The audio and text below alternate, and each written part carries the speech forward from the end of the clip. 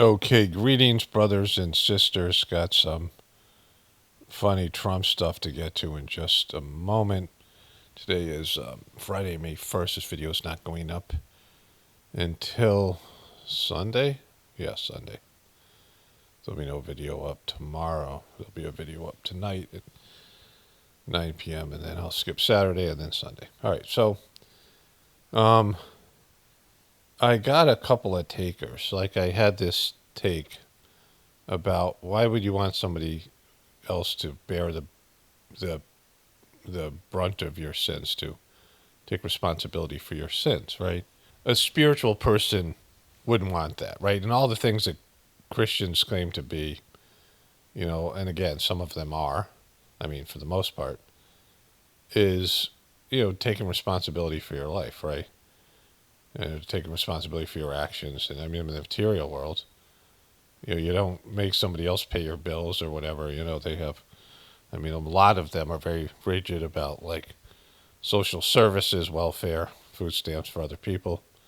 They really want people to be punished for their crimes. They're into law and order and jail and people, that kind of stuff. I mean, you think about the Republican Party and people who claim to be Christians, they're very big on, people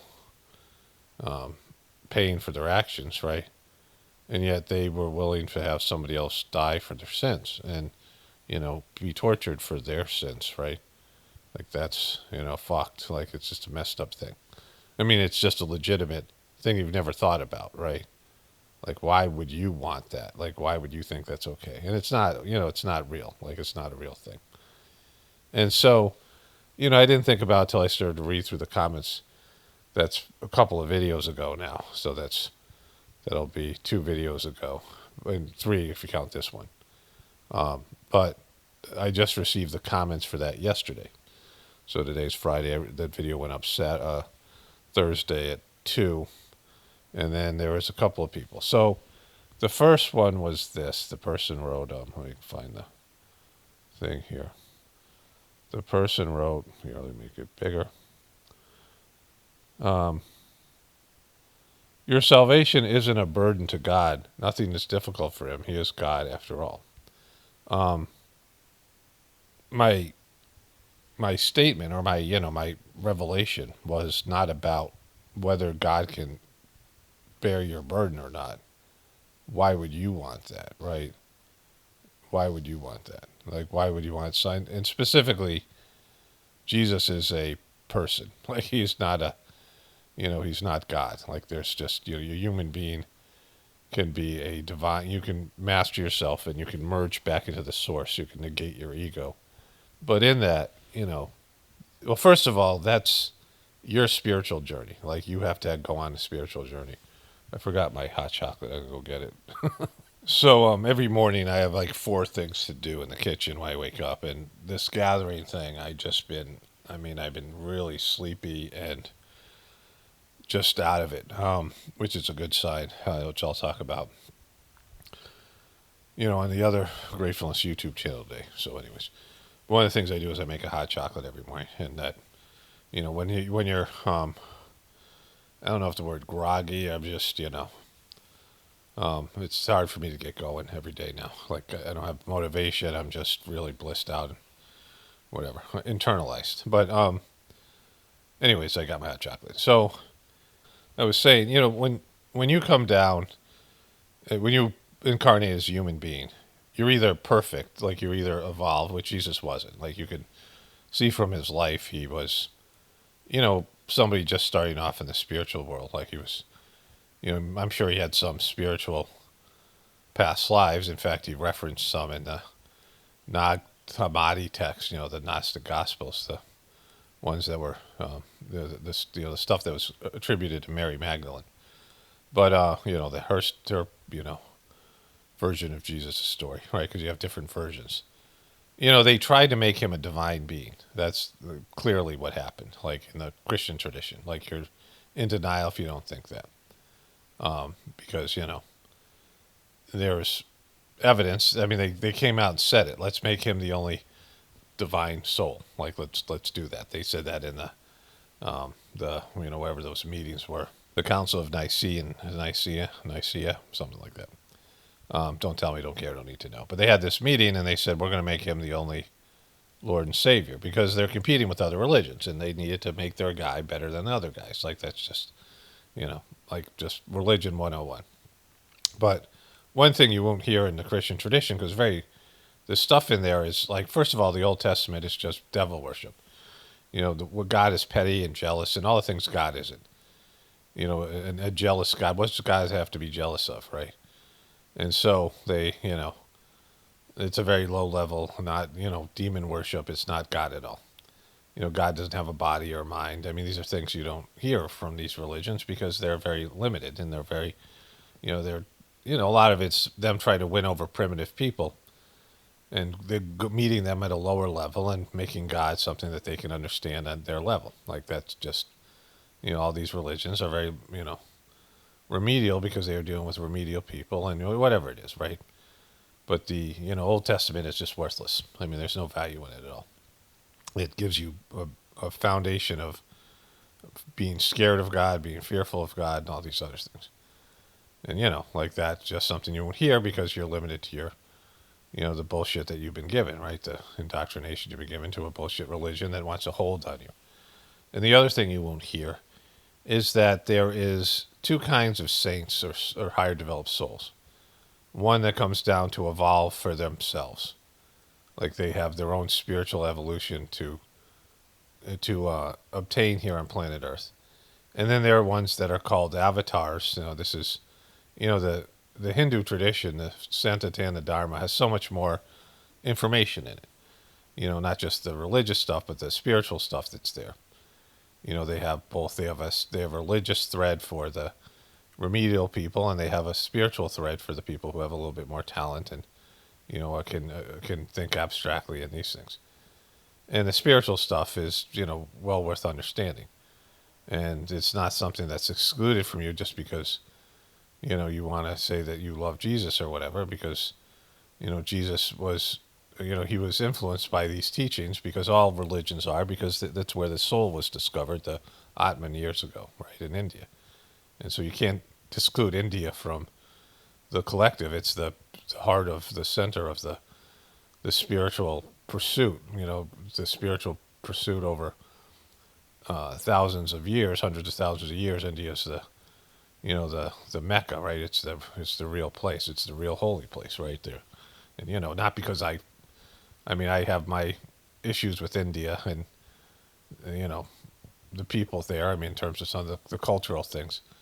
I mean, just like I have them with America. It's like there's a lot of fucked up thing everywhere, but the spiritual bones in India are undeniable. And so, anyways, an avatar is somebody who they come down to Earth, a higher developed soul, with one specific purpose. And they don't really evolve. Like, they're not here for their own spiritual evolution. They have this is what you're supposed to do. They do it and they die and they leave. Like, they're just, they have a divine assignment and they're not here to, have a real human life and evolve and go through whatever needs to happen on a spiritual level. They come and they go. Like, they have a divine assignment. They come in, they incarnate, they fulfill that assignment, and then they leave. And then there's other souls that evolve while they're here. And the ones that evolve while they're here, they have a much more, they're much more accessible to people. And Jesus is one of those people. Like, he came in at a level like everybody else in terms of spirituality, and he changed through meditation and his spiritual pursuits, which, they don't teach you in Christianity. How did Jesus get? Because he was born divine. So they're not going to give you a method that Jesus used. The Sajmarg method that I use, the three masters of the system, and everybody else use the exact same method. They receive the same transmission. There's a high end. There's there's the level of the masters, and some of those people who don't become the master of the system reach that level. Have reached that level, so that's obtainable, right? It's something that's obtainable for every person. There's no secret. Like in the Freemasonic order, where each time you go up a level, they give you a little bit more information, right? You have access to more, special stuff. There's no insider. Oh, you guys get this. No one else gets this kind of thing. There's no. Everybody gets the same thing. Everyone starts off in day one. Like, some of these ashrams and places, people were, they would the plebes would stand outside and they'd throw shit at them, and they would, the gurus and the people inside would yell at them and say, "Get out of here." Because they would sort of go through a hazing, and then they would let some of them in if they stayed long enough, and they start off scrubbing floors and toilets and doing the lowest level work, and then they're given a little bit of spiritual training, and then they move up, and then they go through some process. For 10, 15 years they don't learn anything spiritual. They just do labor and work and these things. So this is not like that. The Sajmark system, you get the whole enchilada on day one. You get the method and the system, and Jesus had a method to which he obtained a spiritual evolution, and it involved meditation. He did some form of yoga. He went to India. This thing, that's the most likely scenario for his. Like, he didn't learn it where he was from. There's no, there just isn't anything there, right? Like, it was just a bunch of low-level people who, that they weren't really, they didn't have spiritual tendencies in that region that he was born. And you can tell by just the stuff in the Old Testament how fucked up it was, and how weird it was, and all the stuff with circumcision and all the rest of this bullshit, right? And so Jesus evolved, and because he was a human being, and so a human being suffers, and when you're on your own spiritual path, your own spiritual evolution, you suffer quite a bit.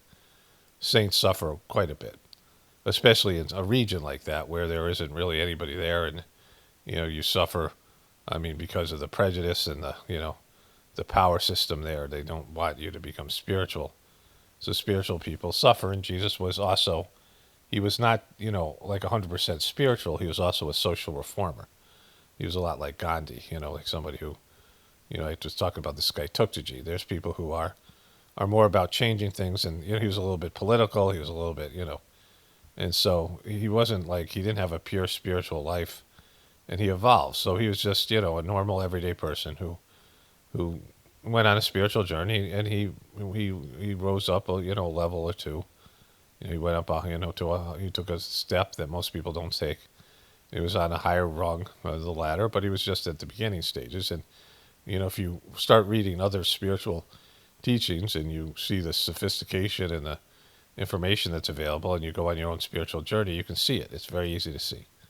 If you compare, what you know to what, Jesus and what the teachings that are available in Christianity. And they don't teach you any of this stuff because you would leave. You would go do something else. You would be like, oh, you have to hear like he was Superman. He was God in human form. So, and a saint does absorb a lot of the negativity from other people and their disciples, because that's just what they do. But the person still has responsible for their own actions, and you have to be. There has to be accountability, not just here, but in a spiritual sense. Like, nothing can be. You can't. If you're going to make mistakes, you're going to have to learn from your mistakes, and there's going to be consequences. That's the system. That's every system. You see these Christians. A lot of them spank their children. They have very strict discipline. I mean, think about all the comments I get from people who are butthurt and upset because I swear, because it's been beaten fucking into them, right? They all fucking had soap in their mouths, and and all these things, and so, right? So like, you have to, and with a kid, I mean, all these Christians are big in discipline. I mean, most of them. It's a big discipline type situation. Those Christian schools where they used to beat the knuckles of the kids, the nuns would beat the knuckles of physical abuse. They used to beat the language out of people. They used to beat the culture and language out of people, like Irish people and Scottish people and Native American people and slaves. And, they would beat their culture out of them, make them speak English. And, they're into those kind of consequences. They're into that kind of discipline, right? Right, they're into like accountability. That's a behavioral management system, right? That's we're trying to extinguish stuff with force and rewards and punishment. So you don't discipline your child by saying, "Hey, you did wrong, so I'm gonna punish your brother and sister," right? Or I'm gonna punish myself, like whatever. Like, it's just that's stupid. Like, no one would learn anything, right? You don't, like, every time a child does wrong, you don't go, "Oh, Jesus will bear your sins. Yeah, don't worry about it. No consequences for you. We'll just tack that in. We'll just add that to Jesus' burden. Like, you don't say that. People don't say that shit. They're Christians certainly don't say that. Most of them are very strict and disciplined, right? So, it's a part of their whole bullshit, right? So, the reality of the thing is this has nothing to do with Jesus or God's ability to bear your sins. It's what you're responsible for. And why would you want that? I mean, that's what I said. Why would you want that? Why would you want to take a deal where somebody else suffers for your sins, right? And why wouldn't you want to be responsible? Like, I mean, being accountable and being responsible is a big part of our culture that stems from the Christian religion. Pull yourself up by your own bootstraps. Like, we're doers. Like, there's cultures around the world that say it's all in God's hands. And that's good. That's also good. But it's also good to be a doer and take responsibility, right? There's cultures all around the world. What can we do? It's all destiny, right? And so you have to have both. You have to have, yes, this is all part of God's plan, but I have to do my part. Those are the two things. You have your work assigned for you, and you're responsible for that work. And you're responsible for your mistakes, and you have to bear the burden of your mistakes. It's just that simple. So this bullshit deal that you got is a fake fucking deal, and you shouldn't want it, right? And you shouldn't want it where you're making somebody else suffer. Like Jesus suffered enormously for, sins you haven't committed. It's just stupid. You couldn't, first of all, he can't die for somebody else's sins, but he couldn't certainly die in the past for sins you're going to commit in the future. So, it's cost people because of it's warped them in a way that's not, the Christians in a way that's not good for them and the world and other, it prohibits you from taking responsibility on a spiritual level for your mistakes. And you have to, you just have to. That's like part of it. Like that's the biggest part of it. Like that's your number one job as a spiritual person, to take responsibility for your mistakes and then, be a conduit for God, right? In terms of your, in the Sajmark tradition, character formation is 100% your job. You having a good character has nothing to do with the masters of the system. They can be examples. They can tell you what to do, or they can, not order you what to do, but give you suggestions or explain what good character is, which they do. So you have, information to understand it. But your character, to make a good character, to make your internal world to have good stuff, that's your responsibility. And it has to be. Like that's, good. Yeah, it is my responsibility. Why is it responsibility for someone else to, I guess you have teachers and parents can help form your character, but it's your responsibility to embrace it, right? There was a movie I saw some years ago, and when I saw it, I liked it. It's called Dragonheart. And I think it's Dennis Quaid is training this guy, some actor that, people would know. He's an English actor. He's training this prince to be a knight, and he ends up befriending a dragon voiced by Sean Connery. And the prince, he turns evil. And the knight can't believe it because he's trained this kid. He's been his guru, his teacher. And the prince says, all this shit you talk to me about character and all this stuff you talk to me about, chivalry and knighthood and all this stuff, I choked it down so I could learn all the, the fighting stuff, all the stuff that was valuable to me, right? But, he was like, I was disgusted by all that stuff because he had a bad character. He was evil, and he didn't want any part of that, right? Also, there was the Joaquin Phoenix character from the Gladiator movie, and he was inheriting his crazy and evil, shitty little prince, and he inherited his dad's, dad's dying, and he was going to be his successor, right? He was going to be king.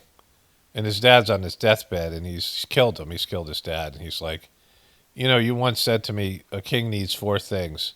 It was like honor or whatever, these four principles. He goes, and I knew I didn't have any of those things, right? You said a good king has these four things, that I knew I didn't possess any of these things. But he still wanted to be king, right? So he knew he was going to be a bad king because he didn't, based on his father's, teaching. But, your character is your responsibility. And so the question is, why would you think that's okay? And it isn't okay. That's the answer. There's no way to get around it. Why would you be okay with Jesus suffering for your sins? Somebody that, you supposedly love, somebody that's supposed to be, just a gift to humanity. You want to dump your shit on him and take no accountability for your, so there's, you wouldn't want that. As a spiritual person, you wouldn't want that. You just, as a person with some sense of pride, pride, I always talk about pride isn't a good thing, but, whatever it is, right? A better word for pride, without the, I'm being, being proud is a bad thing, but, you know, taking some accountability for yourself is a good thing, right? So there's that. So then there was a second comment, and the person left the comment. I'll just read it to you because I didn't know what it was about because it was, I'm not, in fact, I can't read it to you. I had to recreate it. So this person left this comment, and this is kind of what they said. It's not word for word. Juvenile take, juvenile take, the person said to me, which I wasn't. It was, and I get these comments that aren't written very well, which I don't really fully understand. And it's an auto ban because, if you're addressing it to me, and I'm dyslexic and I have trouble with the titles, so I understand, and people use voice to text. But if you're addressing a comment to me, it is good. It should be something I can read. Like I shouldn't have to figure out the fuck you're saying. I've read over 1 million comments. It's disrespectful and it's a waste of my time. So, if you start off a comment by saying, "I'm sorry for the long comment," I'm not reading it, right? Like I stop reading it there. Like because if you're apologizing to me, then you're putting a burden on me I don't need. Like it's like I'm not, if it's worth me seeing. But if it's something that you need me to read and has no value to me or the channel, and you're apologizing for it, then why the fuck should I read it, right? Like if you're wronging me, because you this comment is you're about to read is going to wrong you, and it's too long for you. Sorry, like fuck you, like I mean they're saying that to me. Fuck you, I knew this comment was too long and I shouldn't post it, but fuck you, I want to do what I want to do, and sorry, it's like apologies and saying thank you and sorry are like worthless things. I mean, a heartfelt apology is more than just words, and thank you is it's great to say it to be polite, but thank you isn't gratitude. If it comes from a place of gratitude, then sure, but there should be more than just the thank you, right? There should be a feeling of gratitude, and you show your gratitude in different ways. Like you pay it back in some way. You find a way to be of service to somebody, or to give them back something, in a way that's I mean anyway. So, but if somebody writes an unintelligible comment, it's an auto ban. If it's addressed to me, if it's just a random comment, I just stop reading and it's there for other people. But if somebody wants me to read a shitty comment, it's disrespectful when I have so many fucking comments to read, right?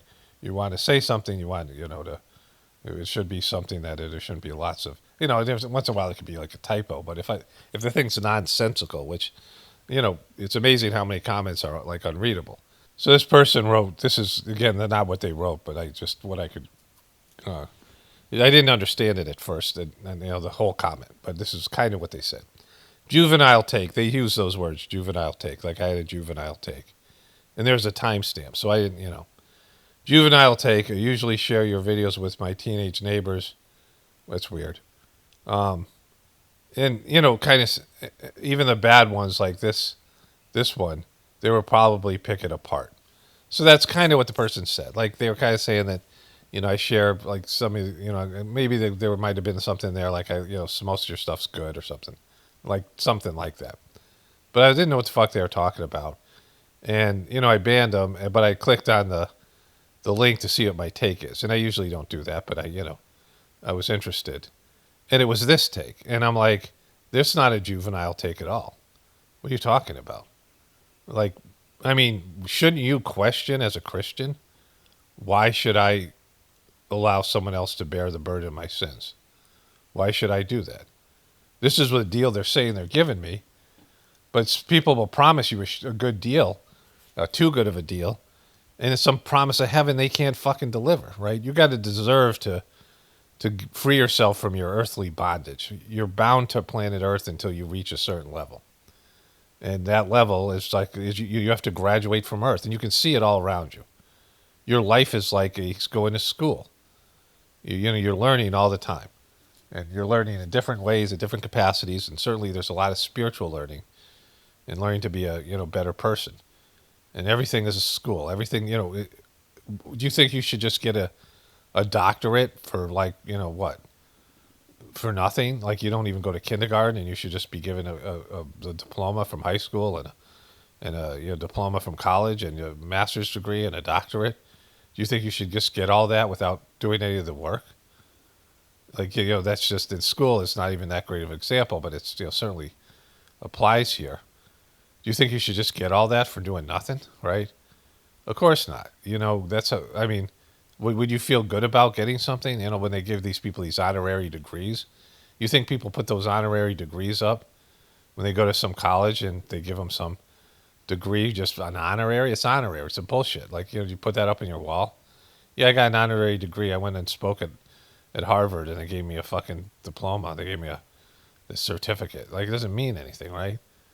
It's like a fucking Elvis's black belt or whatever. I've talked about this before. Like you think it's okay to get stuff like that just for free without. Do you think you feel good about it? Knowing you didn't deserve it, getting a job or promotion because your dad's runs the company and they put you at like a low level and you're working with the other people and they know you're just going to be moved up and then you are and you suck it. You don't even try and you just give you a promotion and other people are working their asses off and they have like single mom working, trying to feed her kids and you get a promotion just because your dad runs a company and you see these other people working 4 times as hard as you and they're like, look at you fucking little Lord Fauntleroy. You think that's good? Like it's, where's, you should deserve things, right? And so so this person calls it the juvenile take and I'm like, because it goes against your bullshit doctrination and this is what makes my channel good. My channel is good because you hear shit here you won't hear anywhere else. I mean, where have you ever heard this before? Like it's completely, I mean, you don't hear people talking about this. I mean, I've never heard anybody say it. So, I mean, I don't watch a bunch of stuff, so I don't know. But does anybody else talk about that shit, right? Because it's, you just accepted it. You accepted that you got this great deal. And it's not a great deal because you're not learning anything. You learn from your mistakes, right? I mean, people say that. It's a thing. You learn from your mistakes, but not in spirituality. No, your sins, you don't have to learn when you're Christian. Yeah, why should I learn? Jesus is. Let's put another nail in Jesus' fucking body as he's on the cross because of our sin. He's like that guy's suffering. Like, why would you be okay with that? I mean, think about it. Like, as a person, why would you be okay with that? That's a question you should ask yourself. You've never asked that question, and all of a sudden it's there in front of you, and how do you react to it? You say something like, "Hey, God can absorb this. Yeah, God, yeah, of course God could." But why would God? Like, why would God make a system where you can make mistakes and then say, "That's okay. I'm not gonna, no consequences for your mistakes. I'll just send my son down there and I'll torture the shit out of him because you guys are so fucking special. That's the kind of deal you guys get." It's a bullshit thing. All right, and you are suffering from your sins. How many Christians have died of lung cancers because they smoke? Right. How many Christians have died from alcoholism and cirrhosis of the liver because they drink? How many Christians have cancer for eating shitty foods? Do Christians somehow get these miracles where they can eat fucking McDonald's every day and not get sick and not get cancer, not get diabetes, not get heart disease? Christians are dying from the same bullshit that everyone else is, right? There's natural consequences. You smoke cigarettes, you get lung cancer, you die. Christians don't get some special decompensation or whatever it is. No, you get the Jesus is your savior mulligan, and these other people die from lung cancer, but not you. You're a Christian. No, that's not true. You are suffering from your mistakes. Christians suffer from their mistakes as much or as more as anybody else because when somebody's actively pursuing some form of religion, even if it's a bad one, even no matter what they're doing, they get more consequence. They're held more accountable. People who acknowledge God are held to a higher standard than people who are atheists. Atheists don't give a fuck, right? Because but people who acknowledge God have guilt and shame, and if there's a God, you're supposed to be doing better, right? If you believe in God, you're supposed to be a cut above. And so people who are saints always suffer more. People who are spiritual always suffer more. And they can bear more suffering because they have a relationship with God. And, people who are, don't have anything, they freak the fuck out, right? People who think there's no God and there's nothing after they die, they freak the fuck out when they're dying. Like, then they think this is it, and they're the death of their consciousness, and people who believe in an afterlife, even if it's a bullshit thing, they say there's some level of psychological comfort for them. So, all of those things. And so when you acknowledge that there's a higher power, then you have a friend. You have, at least some, help in that direction, and so you can bear more suffering. Anyway, sorry, let's wrap this one up here. Okay, I just finished the voiceover, and there's a chance I might put a video clip in front of this because I'll forget that this is supposed to be continuous, and hopefully I won't. But either way, if the voiceover at the beginning of this thing. And, like I do a good job at mocking Trump and these things. I mean, I have the ability to mock pretty good. Like fucking, it's not a higher developed thing, but it's something. And then I have, probably interesting things. I have a different way of viewing things, I'm dyslexic and I'm introverted and, I have a different, whatever, kind of a different perception than the average person. And there's some value here. But there's a lot more value in something like, it's okay to question things, right? It's okay to, it's a good thing to question things. Like, whatever you've been told from the moment you wake, we know our system's fucked. We know we come from a fucked up system, right? And so it's okay to question that system. It's a good thing, and question everything about it. And our religion, certainly, is fucked up, and it's corrupt. And you know it's corrupt. Like, you've seen all this stuff, the corruption that's in religion. And so it's a good thing to question your dogma. You're supposed to do this, right? This is a part of, like, the Sizemore system. You're not supposed to just accept everything you're told. You're supposed to experience it. You're supposed to experience it for yourself. You're not supposed to take other people's word for it. You're not supposed to say, oh, yeah, this person's great and they say this. It has to become yours. Like, you have to know it from your own experience. Even if it's just a spiritual experience, but it should be, also in your life. And so it's okay to question, there's this deal you get in Christianity. And why would I want to die, someone else to suffer for my sins? Why would I want Jesus to suffer my sins? What's my motivation? Other than completely selfish motivation, right? Like, only selfishness. Like, yeah, like, would you want your wife and your kids to suffer from your sins, right? From your loved ones and your family, or people, maybe there's people you don't like, but still, would you want other people to suffer for your, whatever it might be? So, like, why would you want that deal? Like, really, why would you want that deal? You want to be able to just live your life because you've been told that's all you'll ever be? What kind of piece of shit would tell you that all you are is a sinner? But there's been so many saints. There's been so many spiritual people, and they were the same as you. And so why are they lying to you, right? Like, you're not just a sinner. You also have a soul. They're telling you have a soul, but you can't access that soul? Why the fuck would you have a soul and you couldn't access it? Your soul is what is making you alive. So if you have a soul, then that's, you have a divine soul inside you. Every religion teaches that. And if you go to the real place that comes from, which is, the original discovery comes from India, the Atman, years ago. Thousands of years ago. And there's lots of information about the soul. And the teaching from that religion is that you have a soul and you have an ego, and there's a battle between them, and who fucking would deny that, right? It's even in, like, Homer Simpson, where there's a little Homer devil on one shoulder and a little Homer angel on the other. How many people don't battle with their egos and their souls? How many people have never had a experience with battling between your lower nature and your higher nature, right? And so, like, it's just right there. And that's why you get here, like, you don't get other places.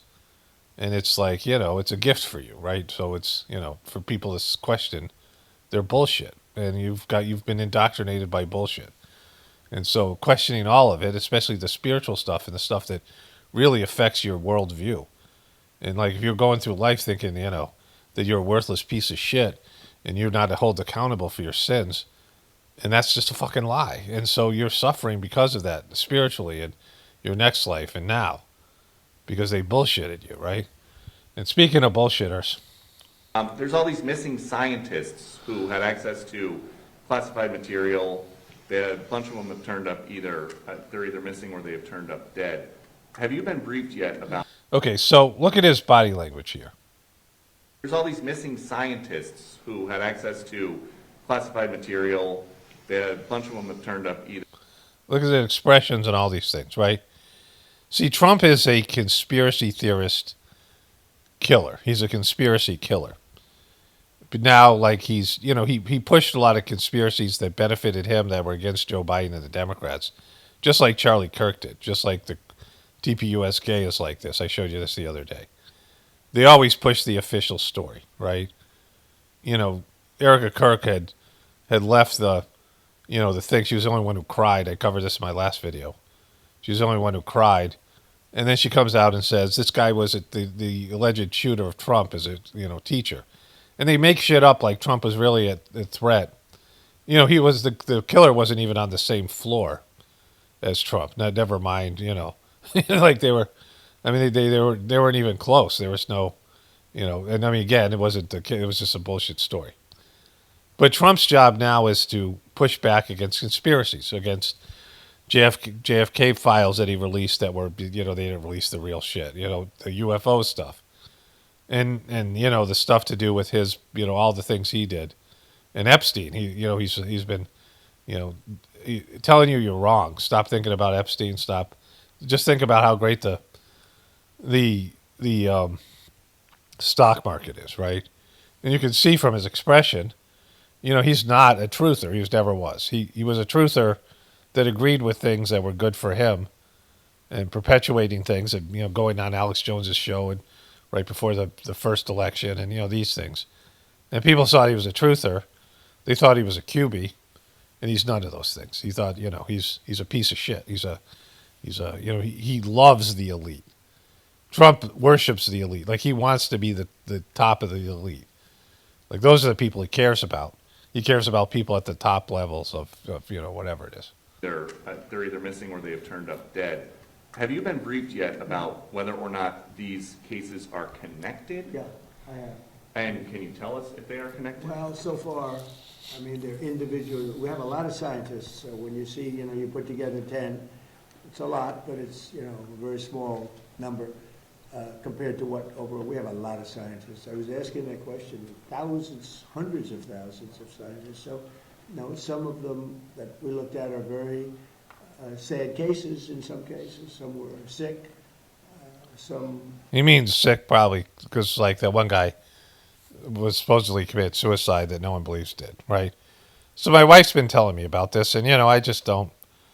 I don't want to take on every fucking bullshit thing, right? Like, so, this happened before COVID. There was a bunch of people who, they were doctors. They were alternative healers. And, my chiropractor, I asked him about this, like if he knew about it. And he said, they wanted him to be a part of this. And, he could have been bullshitting, but I think, whatever. It's either way. And he said, they came to him. This is like 3, 4, 5, 6 years before COVID when they were doing this. They were going to sue the pharmaceutical companies, and they hired a very expensive Washington law firm, and they were raising money. And these were all, people, influencers who were alternative healers that weren't allopathic. And he said, they asked him to join. He goes, no, they'll fucking kill you. And he said what happened was they threatened the lawyers, the law firm, said they would kill them and their family. And they started killing these people, these doctors, and this was a very similar thing. And, you can't prove anything. And I mean, I'm over covering shit like this. And I'm just like, it's just another right wing. There's things there's all these stuff that goes on in the people who post things about this kind of stuff, like, that Peter Doocy's asking this. But the fact that Peter Doocy's asking this and Trump knows about it, like, Trump doesn't listen to anybody. Like, Trump doesn't listen to fucking people. He doesn't read his own briefings he says it's boring. and he has an answer for this, right? And so that means it's a real thing. Like that means that they told him, like they're fucking. This is becoming a story. Peter Ducey's probably, this is like he's such a Trump blackie, that he's fucking coming in there and asking this question, and they're trying to kill this thing. And they're not going to kill it because nobody believes Trump after the Epstein thing. I mean, the people who believe in this story don't believe Trump. They think Trump's a fucking piece of shit. So, but he's trying to kill this story right here. We looked at are very sad cases in some cases. Some were sick. Some left this earth self-inflicted.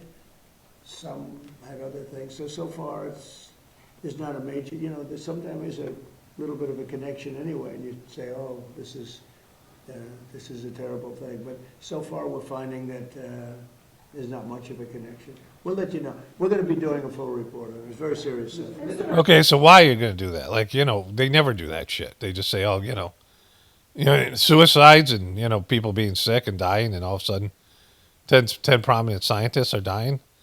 And, like, there's obviously a connection. And so, so that's pretty fucked. Like, that's the first piece. Okay, so I'm editing. I just want to add one thing to this. So when the bad thing about cable news to start off with, and now all the information that's on the internet and people's attention spans, that stories don't last, and they know it. So these scientists, people are whatever concerned they are, and you get like a maximum amount of people that know about it and are concerned. And then Trump says that they're going to investigate it. And you know what they're going to say? Oh, there's nothing here, right? And by that time, everyone moves on, even with Charlie Kirk. Like, there's people who, still want to see an answer on what really happened. And there's people who are obsessed about it. But the majority of people, they move on. And there's another story, right? There's a war with Iran now.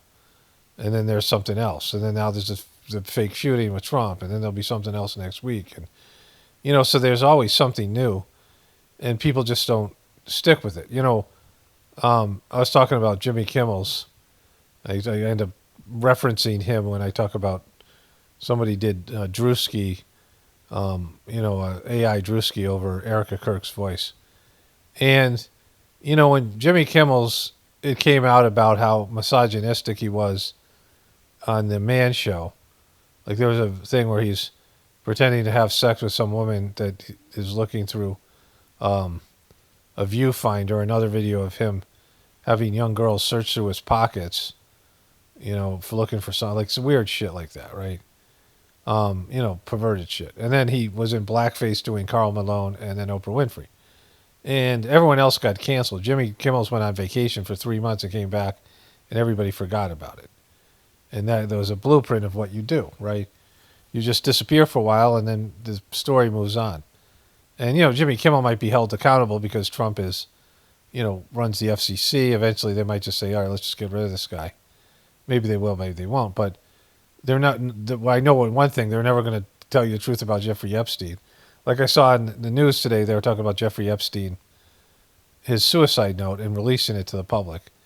And they have it, and they're not, this whole thing. So, but as long as the government and the officials, media and everybody else along, the official investigative bodies just say, yeah, that we investigated it and it's over, then the story dies.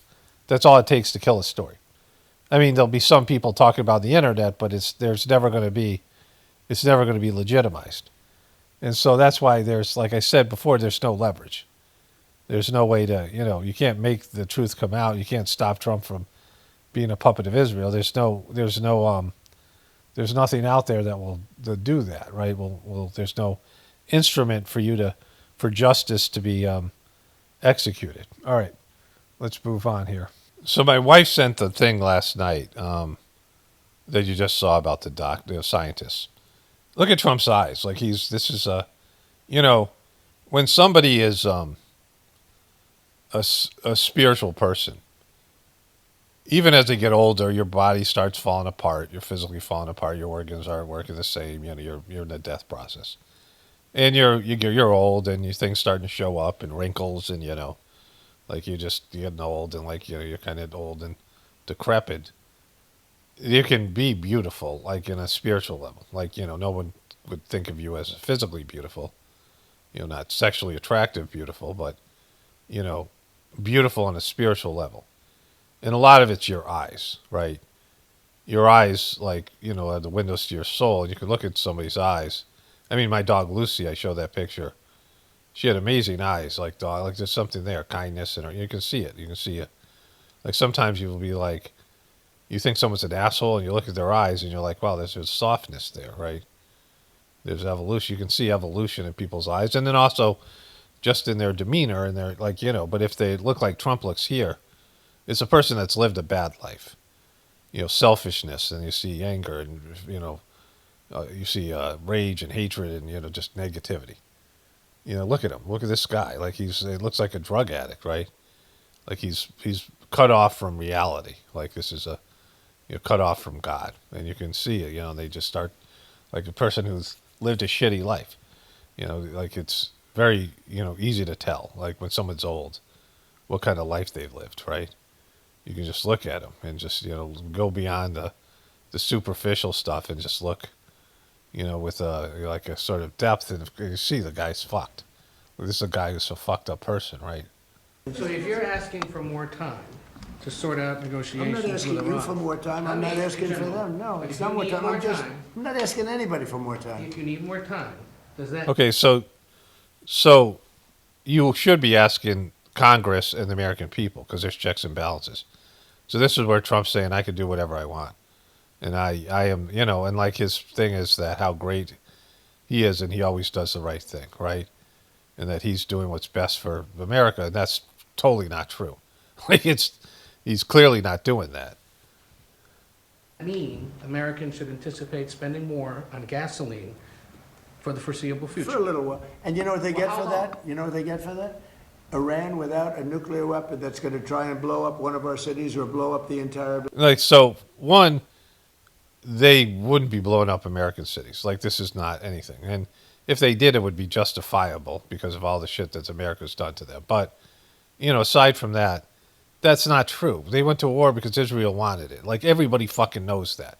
Like only the dumbest of fucks who don't, people who are not aware, people who don't even know who the vice president is. There's people out there who have no clue about any of this stuff.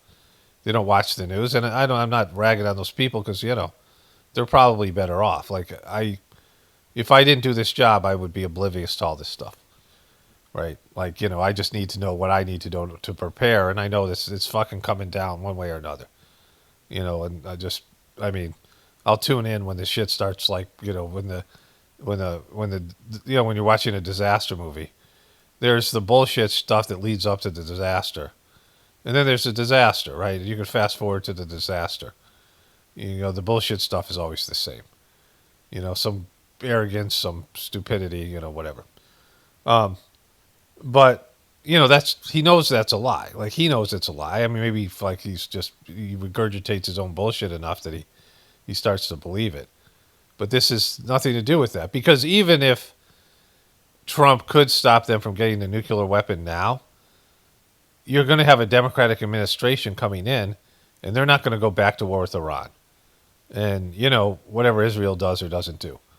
And so the Iranians, it would behoove them to go and make a nuclear weapon as soon as possible so that this doesn't happen to them again, right?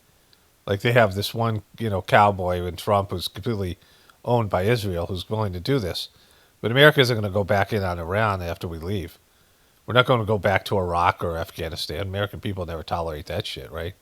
We're not going back to Iran. Iran is free to make a nuclear weapon no matter what deal that Trump thinks he's going to get. And, there's going to be different power groups within if there's a regime change, it'll be a fractured country. And they might have, whatever facilities that are left. And you might have a small segment of militant people that say, fuck it, let's go and make a bomb now. And, and whether people know about it or not, so he can't guarantee any of that shit. Like, he can guarantee that America is going to be fucked over by his actions in this disastrous act. And just on a karmic level, but certainly on a material level. And so, that's a complete lie, right? He's not telling the truth there. He knows he's not telling the truth. Iran without a nuclear weapon that's going to try and blow up one of our cities or blow up the entire Middle East, you want to see what shock would be? And I have to be honest, the stock market is at an all-time high right now. I have to be honest. I'm going to tell you something great that I've done. I have to be honest and brag about the stock market, right? I mean, if you're going to be honest, it's usually bad news. I have to be honest with you right now. I got to tell you something you don't want to hear. But in this case, it's Trump talking about how great he is. Right. I thought it would have been down 20, 25%. wanted When to we drive hit, wait a prices minute, down wait, this can year. I finish my question, wise guy? Wise guy, can I finish my question, wise guy? How dare you interrupt me and question my fucking greatness? The stock market's at an all-time high right now. I projected, and I'm pretty good at this, that the stock market, Howard, would drop maybe 20%, 25%. And Is that Howard Lutnick, a guy who goes totally Epstein? I think that's Howard Lutnick he's talking about. And again, first of all, the stock market doesn't really affect you. The average person doesn't have stocks, and if they do, it's nothing significant. So this is just for rich people, right? Like this is, I understood that, and I said, hey, it's a bad thing, but I have to do what's right for the country, even the world, because you can't have them, you cannot let them have a nuclear weapon. So the stock market, unlike what a lot of people were predicting, I thought they weren't necessarily wrong. And the stock market today hit an all-time high. Hit an all-time high yesterday, the day before, and it's staying there. I thought oil would go up to maybe $200 a barrel. you are okay with that. And did you ask the average American person? Did you calculate the cost of $200 a barrel to every aspect of a person's life, from their own buying gas to their food that's shipped in by gas, and all the other aspects of it? What that would do to global inflation, not just here, but across the world, but at least to the American citizens who you're accountable to. Did you ever consider what that would mean to them? Oh, it might have gone up to $200 a barrel. Fuck that. Like if that was you thought that would be okay? You thought that would be okay, you worthless piece of shit, right? Like this is how arrogant he is. But you're getting Iran without a nuclear weapon. Fuck you. Like that's untrue, and people don't give a shit about it. And democracy sucks, and people are stupid because Trump's president, and Joe Biden was the president before him, and so democracy doesn't work if those are your fucking choices. I mean, they give you two shitty choices, like of horrible people that suck at their job. They're incapable of being good leaders. They don't even have it in them. Corrupt, grifting pieces of shit that they use their children to grift on foreign countries, right? Hunter Biden and his, Ivanka and his other kids who are all, scamming. I mean, they're fucking horrible leaders, and so democracy doesn't work, right? But like if it was real, then you'd have to answer to people and say, this is our choices. We could go and, fight a war with Iran, but what matters to Trump is whatever Israel has on him doesn't come out. Whatever leverage that Netanyahu has over him isn't activated. Whatever bribes, whatever, Miriam Edelson money, hundreds of millions of dollars, like Charlie Shekels. This is Donnie Shekels, right? Going in front of the Knesset and answering to them, speaking to the Knesset about, what a great person he is for Israel, but what about, your country? So this is this piece of shit, right? And oil is at a different number than anyone thought. In fact, this country is much lower because we have all the oil we can use. We're actually... It's not lower, right? Like oil price is oil.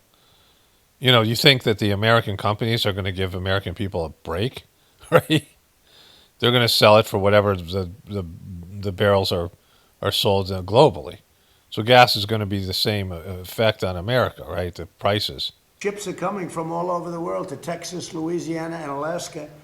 They're coming from all over the world to get oil from the United States, while this is closed, the Hormuz Strait. So if you look at what I said, I guess it was right, because I said I'd have it 4 to 6 weeks, and in 4 weeks we have totally defeated that military. So right now, I don't want to rush it because you guys are, trying to make us look as bad as possible. I don't want to rush it. I want to take my time. We have plenty of time, and I want to get a great deal. I want to get a deal where our nation and the world is safe from... A deal with a government you say that doesn't exist, right? A government that's been fractured and they can't get their shit together. and you think they will, which there's no evidence that that's ever happened before, where a regime was taken down and then they just put a functional government in there, right? Lunatics with nuclear weapons, yes. So Trump is saying that he doesn't give a shit what American people think or the suffering that they're going to have, and like his dumb fuck followers don't understand that, right? Like this is how selfish he is. This is about him.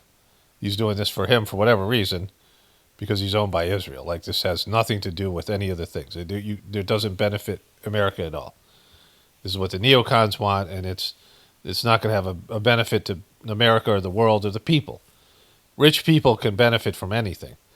They'll create a market to which the Iran war benefits them, right? They'll get richer, but everyone else suffers. Like this is just how it is. And that's Trump cares about the elite. He's an elitist. He is the ultimate elitist, right? Okay, so I believe this is real here. Anybody running for president or vice president should be forced to take a cognitive examination prior to entering the race. By doing so, we wouldn't be surprised at people like Barack Hussein Obama or Sleepy Joe Biden getting elected. Our country would be a much better place. I took the exam 3 times during my 3 terms as president. I don't know why he would say that. And aced it all 3 times, an achievement that even on a single exam, according to the doctors, has rarely been done before. President Donald J. Trump. Now, I can tell Donald J. Trump is not smart. Like he's smart in certain ways, but not like really smart guy, right? Like in terms of, various, not just in terms of decision making, but there's a lot more involved in this, right? Because there are people who have a really good brain and mind, and they're good at remembering data and facts or whatever it is, data and information.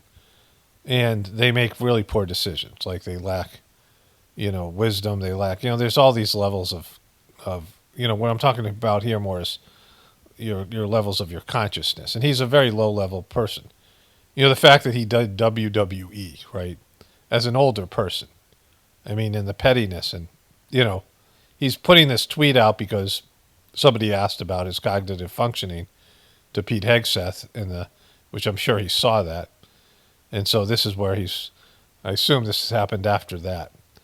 And, he's very thin-skinned and, all the stuff. I mean, he's emotionally and psychologically weak. And he doesn't have a great mind. He's not brilliant. And, the mistakes that he's made, so many bad decisions. Sleeping with a porn star, like fucking, just so many things like he's done over and over again. And even as a president, before that as a president and, all his life, he's not, a person that makes good decisions, bankrupt his companies and all that. But aside from that, the cognitive tests he took, there was a great video out there, and I reference this quite often. It's a doctor who said, Joe Biden, some doctor that specialized in Parkinson's was showing up at the White House. And they blamed it on some Marine, and this doctor came out, was interviewed on MS Now, back when it was MSNBC. And he said a first-year intern, student, medical student, should be able to diagnose Joe Biden by just looking at him. And he went through the various things, the way he turns his whole body, that he has Parkinson's. He said, this is the differential diagnosis between Parkinson's and Alzheimer's. In the beginning, it's hard to tell, but as the symptoms grow, the symptoms, more symptoms become more defined, it's easy to see Parkinson's versus Alzheimer's. And Joe Biden clearly had Parkinson's. And, the way he expressed it, I had no doubt. Like they showed images of Joe Biden and his gait, the way he walks, those little tiny steps he took. He had neurological issues. That wasn't just his brain going. Like he couldn't walk. They had to make the steps smaller on the plane because he couldn't walk upstairs, right? And so the doctor said that the test that Joe Biden should have taken is a 5-hour test. And it's very difficult to get through. And the one that Trump took is like an hour-long test that's very minimal. And, who knows what his doctors were willing to lie. Like Trump is He hasn't set things up for himself to fail.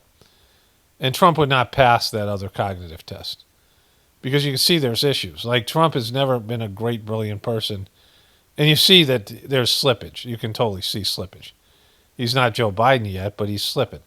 And he's not as old as Joe Biden. And so, and as the defeats start piling up and Trump, part of this is psychologically and emotional.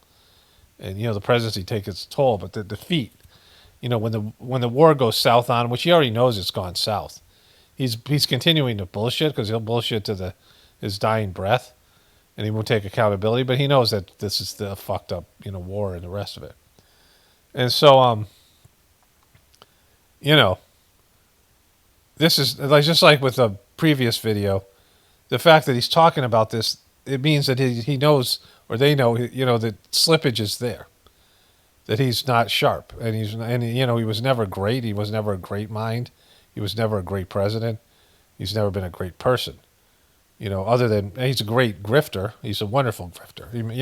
He's one of the best grifters of all time. But, which takes some level of intelligence in the world of grifting and cheating. He's good at like criminal-based behavior. But the rest of it is not, there's nothing there. There's no way he would ever be successful.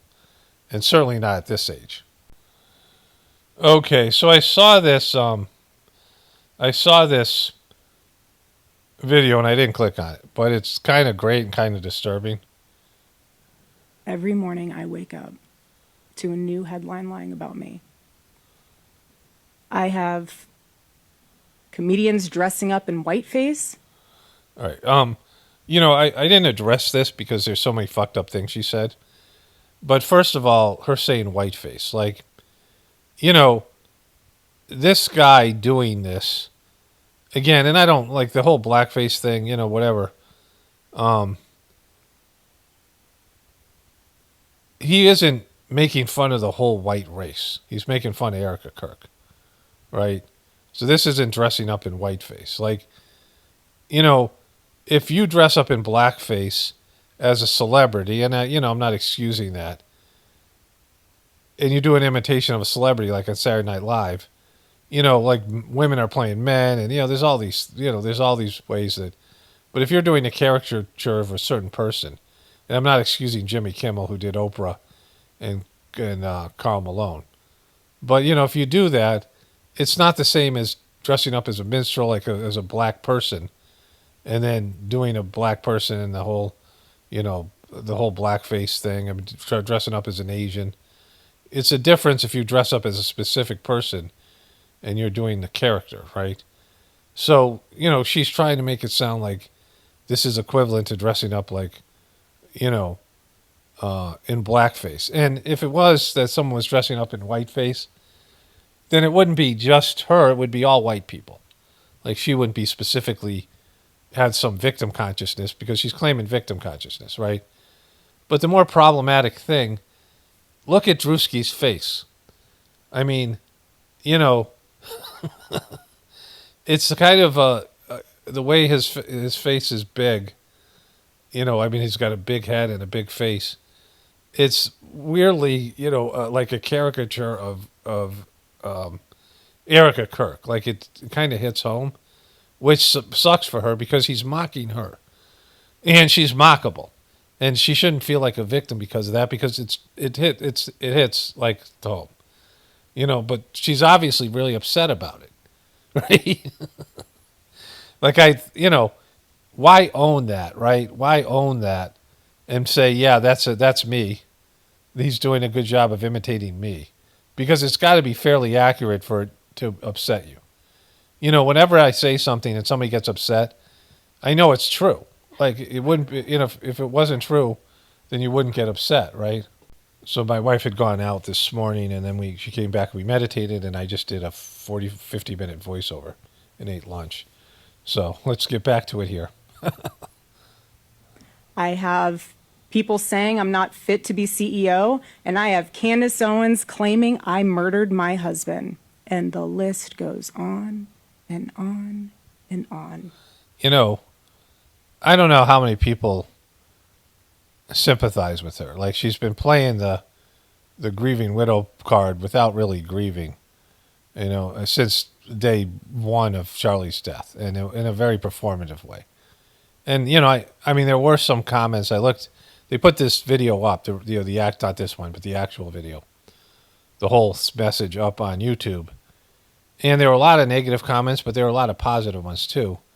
And somebody wrote they're definitely deleting comments. So, so I think they were just going through and deleting the negative ones as quick as possible. And so the ones that were there longer were the positive ones, and some of them seemed fake, maybe using bots. So I don't know. I don't know how many people are actually buy into her bullshit. But anybody who buys into her bullshit is like, I mean, kind of worthless. I mean, they might have some redeeming qualities. They might be good at their job, or they might be a nice person, but in terms of their ability to see things, I mean, Jesus Christ. But it's a victim consciousness with this bitch, right? Like, just it's so awful. It's so hard to see.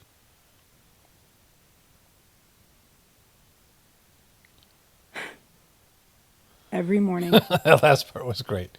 All right, so one more thing I have to show you here. So this video popped up. I had a bunch of videos.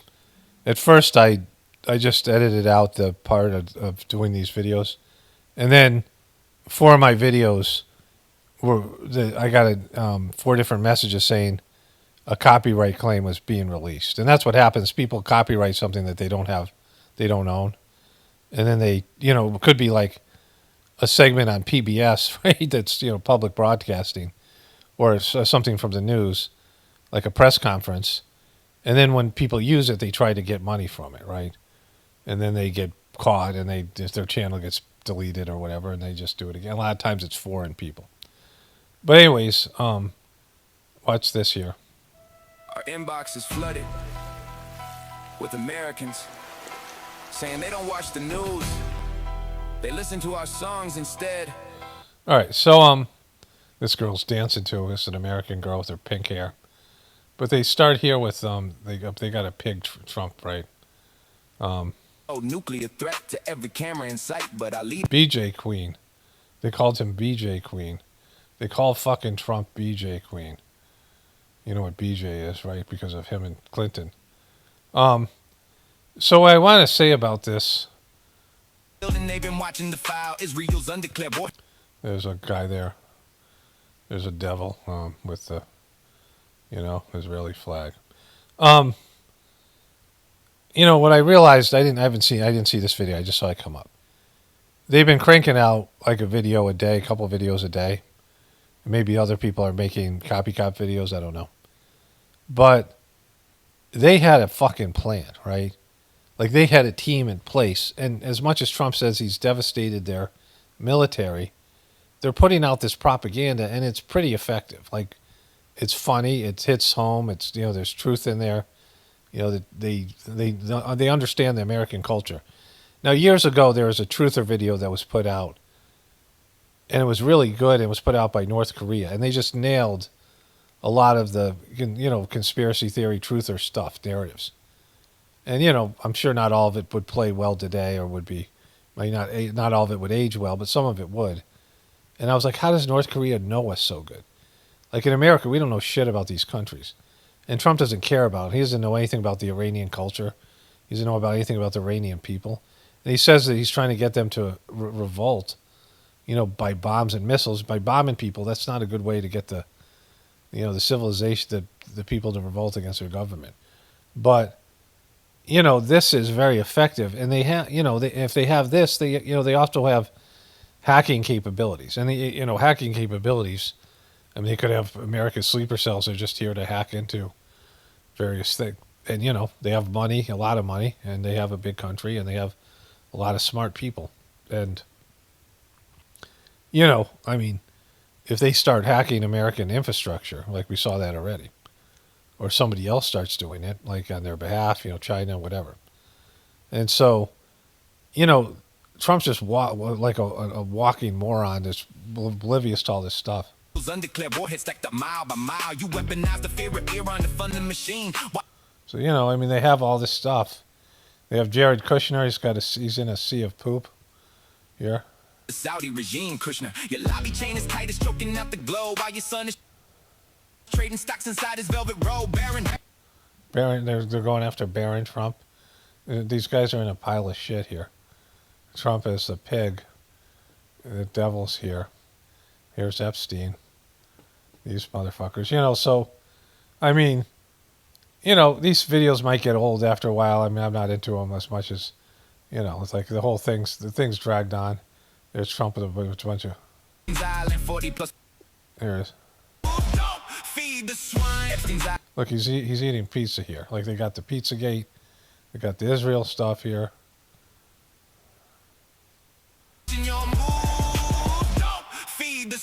Epstein's Island, 40 plus flights on the log. You the main character, Jeffrey was just a prologue. You act like... Yeah, so they got all these clown faces, Savior. Here's what's this thing? Jeffrey Epstein and Trump here killing them with the fucking demon. Like, the visuals. Broken. How many lies have you sold? Vietnam, Japan, Korea, Iraq. That's all that. Anyways, like they were ready for this, right? And they're fighting this on a lot different levels than Trump is. Trump is losing the PR war here in America. I don't know how many dumb fucks believe that he's actually stopping a nuclear bomb. But like if I was talking to somebody and they said, well, Trump's making sure Iran doesn't get a nuclear weapon, I would walk away. Like, I'd be like, oh, sorry, you gotta go now. Like, I mean, that's just a waste of my energy and time to talk to somebody that thinks that way, right? I mean, that would be it. Like, that would be like I mean, oh, like, there's that motherfucker over there. I better find a way to avoid him. Like, just, like, I mean, it's a deal breaker. If it's a relative or something, it's like, oh yeah, like, that's your level of consciousness. It's and so, but this is a lot worse than we know because of this. Like, you can tell they've been waiting for this for a long time, right? And Trump just walked into this thing, led into it by his blackmailed master Netanyahu and the rest of this stuff. And so, there goes something. Seriously, before it's too late, they're just using you for now. Want to see the real truth? Like, this is it. Like, this is the thumbnail where Netanyahu and Trump are making out, right? So, Watch how they talk on Jesus. So that's how they talk on Jesus. He's talking about Israel there. And I'm sure this is having some effect. Anyways. Don't say I didn't warn you. All right. Okay, well, let's get into this here. Statistic is that Americans have spent collectively $23 billion extra dollars on the gas pump. And that's money that could have gone towards daycare, towards childcare. We'll sit all those cares here and you'll laugh at Americans spending money, but the reality is we are failing this war. The purpose of a war is to extract political concessions from the enemy. Can you name a single political concession we've gotten from them? Anything at all? Or are you talking to me? Any political concession? So, okay, so this guy, Scott Jennings, is a former Bush guy, a Trump apologist, and he seems really gay, right? The original Lindsey Graham is like the original Republican gay dude that, now this guy isn't quite as gay, but, he's right in a close second. Can't name one. so here's what we're doing. No political concessions. When you get up past your bedtime, you get hyper. Here's the deal. Boom. So he slams him with that. We All right, let's not have a clear issue here. You're shaking, bro. We Your have a hand's clear issue here. No nuclear weapons. Listen, we all know... I mean, honestly, they have been at war with us for 47 years. We all know that Scott Jennings is more than happy to defend a war with a country that starts with the letters IRA that we are currently failing, that is going to put us trillions and trillions of dollars more in debt. I was only a few years old while you were in the administration defending prior endless wars. Now this war is failing. 8 weeks Okay, so, is endless to you? Okay, you said it was going to be 4 to 6 weeks. You have the attention span of a gnat? Is that Homie, what you I have? debated you. so that's an actual good comeback by Scott Jennings, because they say endless war, and they're not endless, right? They're 20 years, whatever. But, they need a better term. But it's, the point is also that they want to get out never can. We've had this with Vietnam and then Afghanistan, even more so, Iraq, and now it's beginning in Iran. But then he's going to get all testy here. you on TV 4 to 6 weeks ago, and you said we were weeks away from it. Now you're making condescending remarks because you can't defend the fact that this war is not going your way. Wait, one more time. Not Can you going your name way. one political Get your concession. fucking hand out of my Name face one political first. concession. Whoa, whoa, whoa, Honestly, guys, I'm not excuse me. going Hold to on, have hold this on. guy's hand Everybody, in my face. everybody, I'm not going to have his hand in my face. I mean, I take his dick in my ass.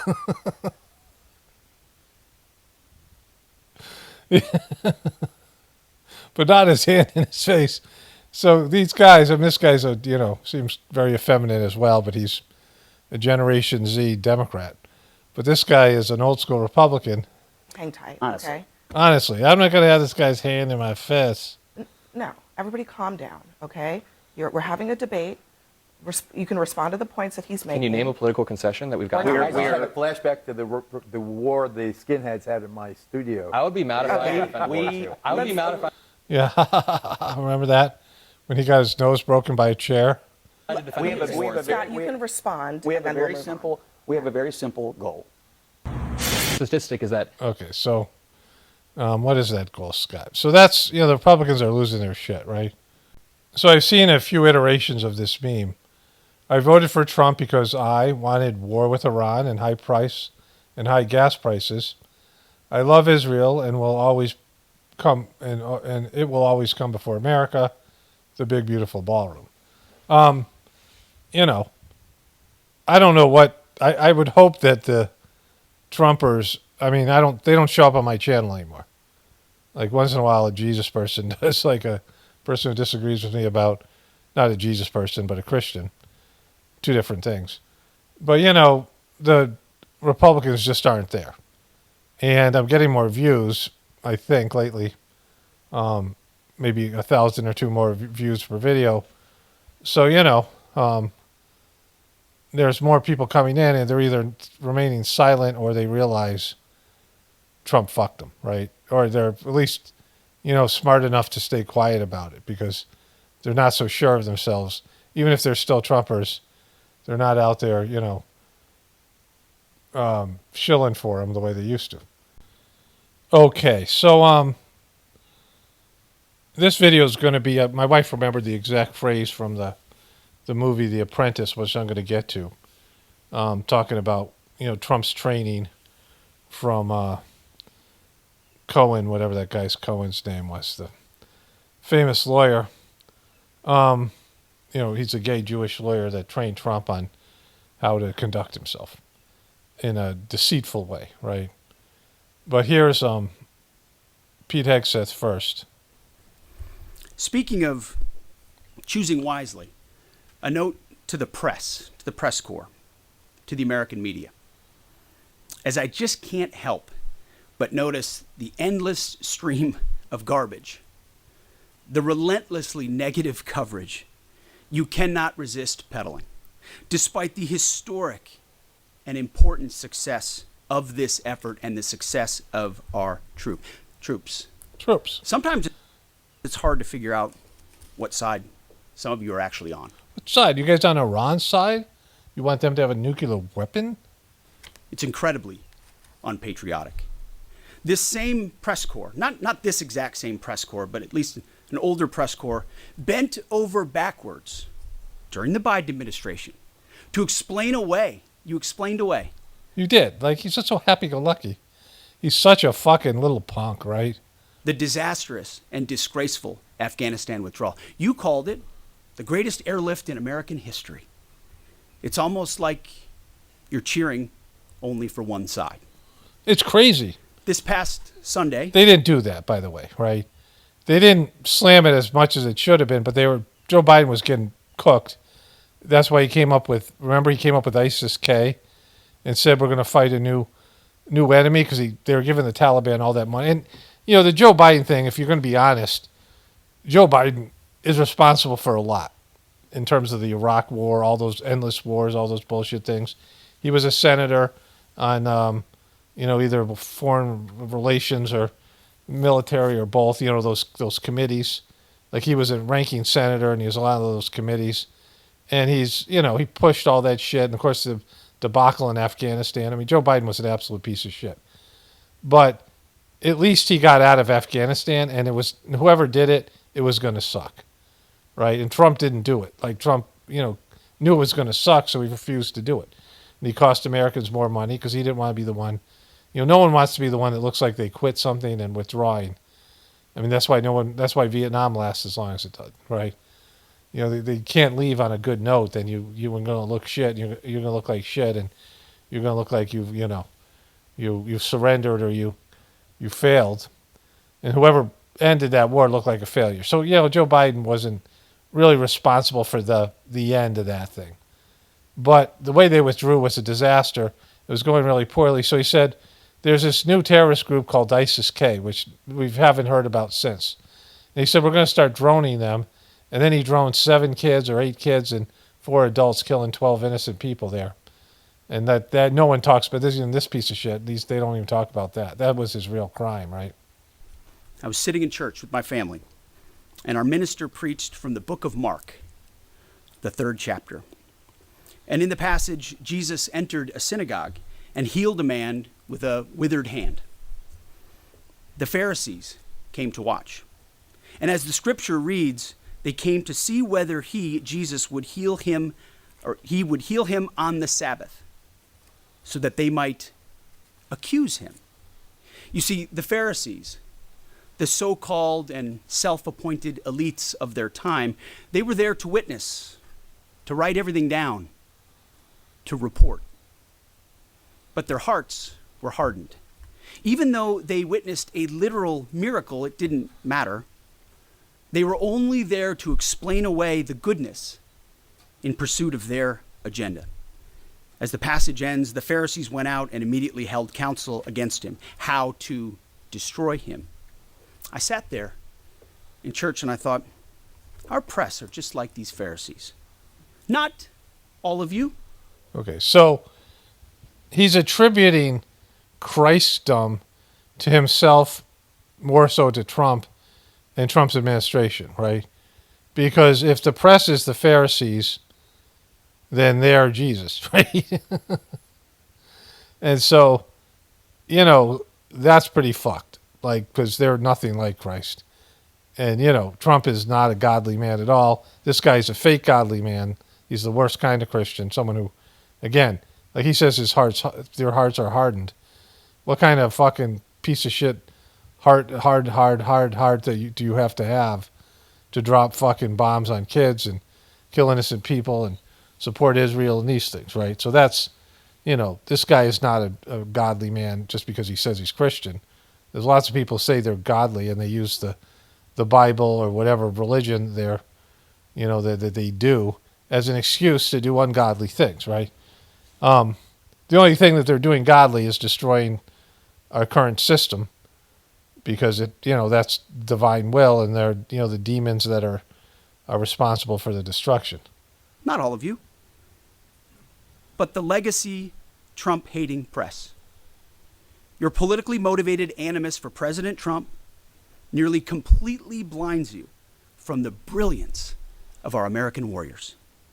The Pharisees scrutinized every good act in order to find a violation, only looking for the negative.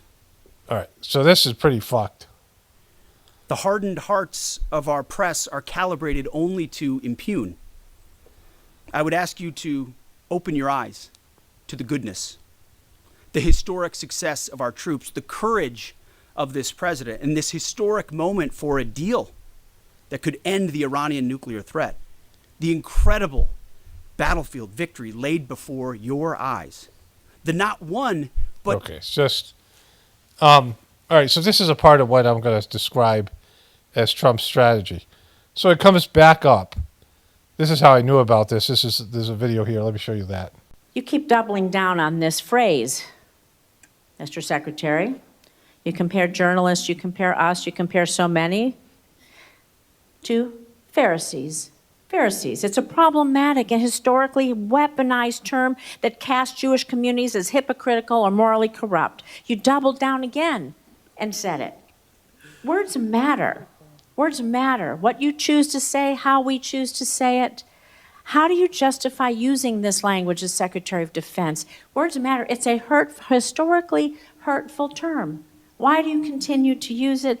And what actions are you taking to prevent rhetoric like this from permeating throughout the department that is going to target specific groups or individuals of people based on their religion? Senator, I feel like it's a pretty accurate term for folks who don't see the plank in their own eye and always want to see what's wrong with an operation as opposed to the historic success of preventing Iran from getting a nuclear weapon. So I stand by it. You stand by calling people Pharisees. Sir, I cannot stand for that. You can't stand for that. Boy, they both suck so bad. I mean, like, there's just nothing here. But like, she sucks so bad. And the real problem is, if they're Pharisees, then Trump and these other people are Jesus. And they're, like, that's pretty fucked. All right, so let me switch over to voiceover here. Before we get into the voiceover, what does she mean by, I can't stand for that? Like, what does that mean? You're putting your foot down? Or you just won't stand for, like, it means absolutely nothing. I'm going to cover this at the end of the video. I got a bunch of shit to get to in a fucking weird Laura Loomer thing about how none of this means anything, and I'll explain that later. Let's get into this voiceover here. Okay, so what Roy Cohn trained Trump to do was to deny, deflect, attack, and lie, and always claim that you won, claim victory, right? So no matter what happens, you get your ass handed to you, come out and say, oh, I kicked his ass, I won. If you get, like, completely embarrassed and humiliated, you lose the debate, you lose anything, you always claim victory. So, it's the worst kind of person, right?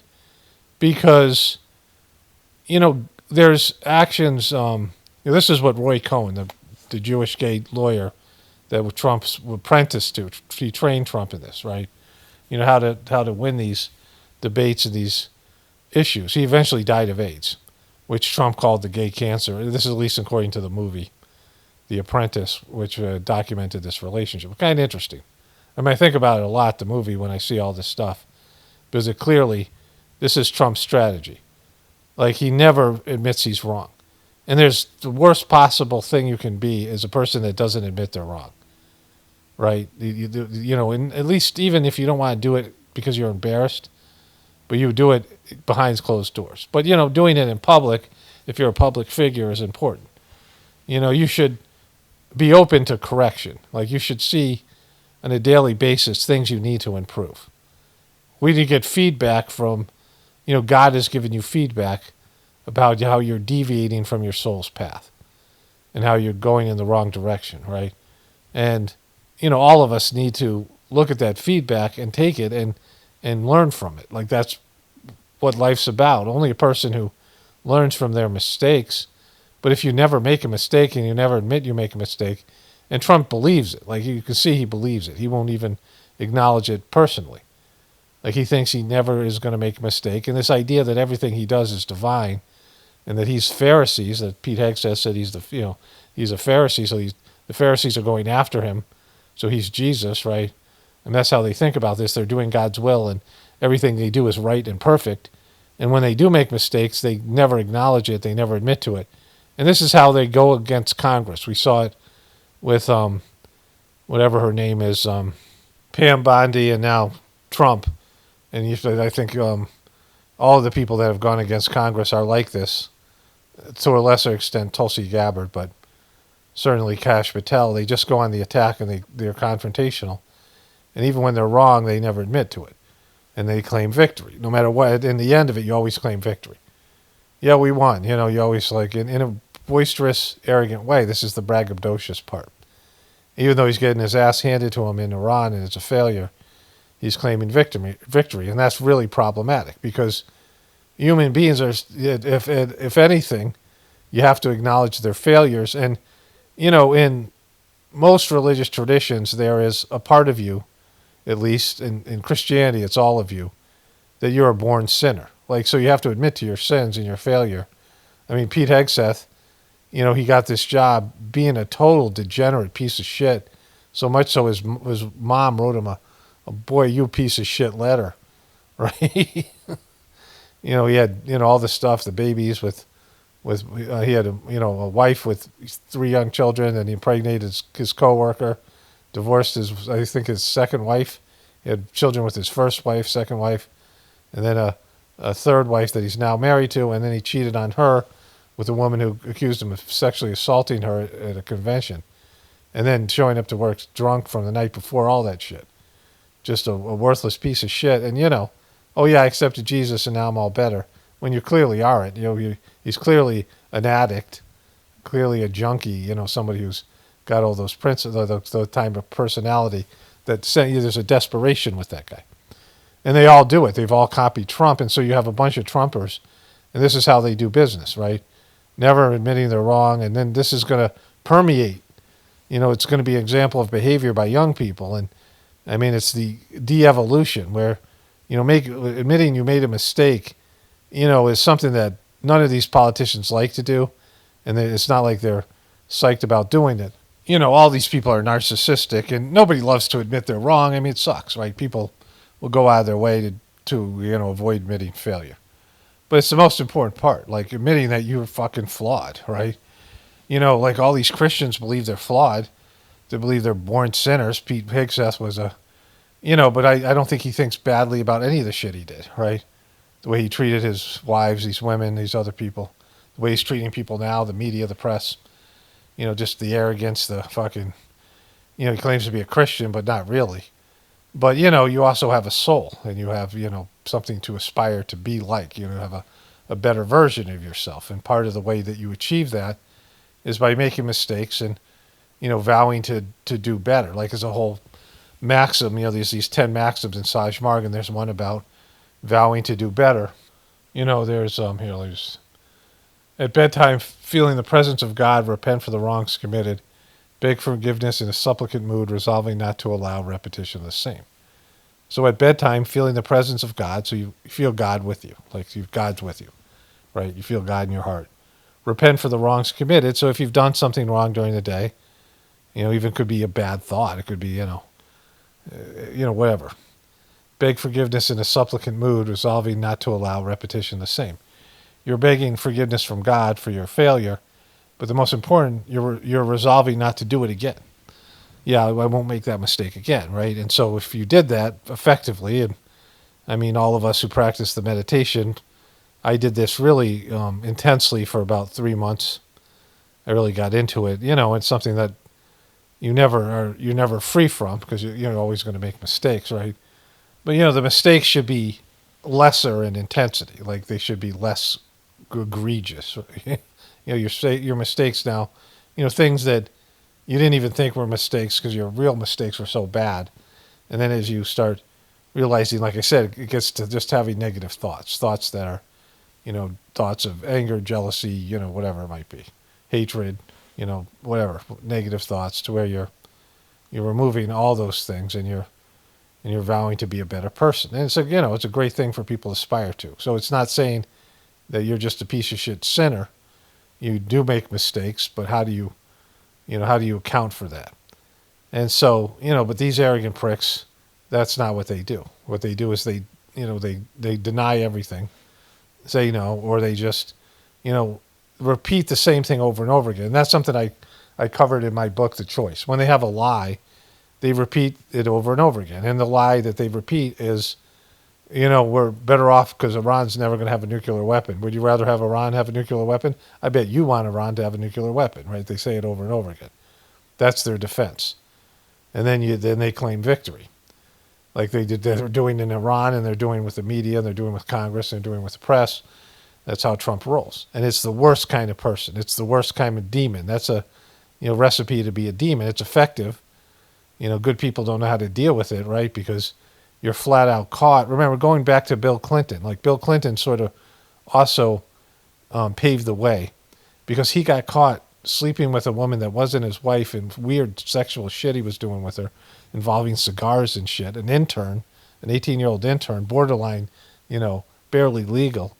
He gets caught with her, and then he gets caught lying about it, and he doesn't quit his job. Like, no one could believe he didn't quit his job. I mean, that was a fireable offense. You don't do that. Like, you can't do that at your job, never mind when you're president. He did it in the Oval Office, of all places, desecrating the place. And he just said, I'm just not going to quit. And Trump learned from that as well. And now you have Trump, who's so much better at it than Clinton. where he does all kinds of shit, and he's just like And the Supreme Court ruled that a president can't commit criminal acts, so he's you don't give Trump that kind of leeway, right? So this is what we're dealing with, and it's also with Erica Kirk. Everyone hates her for a reason. She's hateable, and she's such a horrible person. She just plays the victim and blames everyone else and say it's the devil working against her, right? Like all these people. I got another thing with the two twinks defending Erica we're going to get to after this. So, I mean, this is just how they all roll. Anyways, all right, let me wrap this one up here and get back to it. Okay, so then there's this.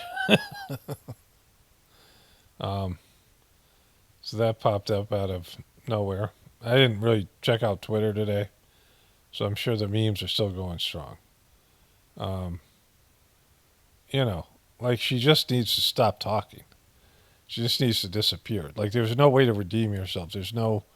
Everybody has an opinion about you, and you're just going to lose more and more support. Like you're not going to turn anybody who doesn't like you. No one's going to be convinced that you're, a better person than you are or whatever.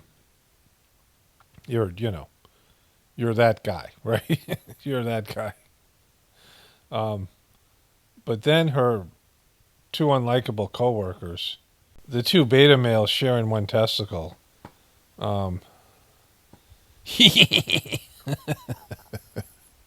many people commented on my imitation of his imaginary laugh.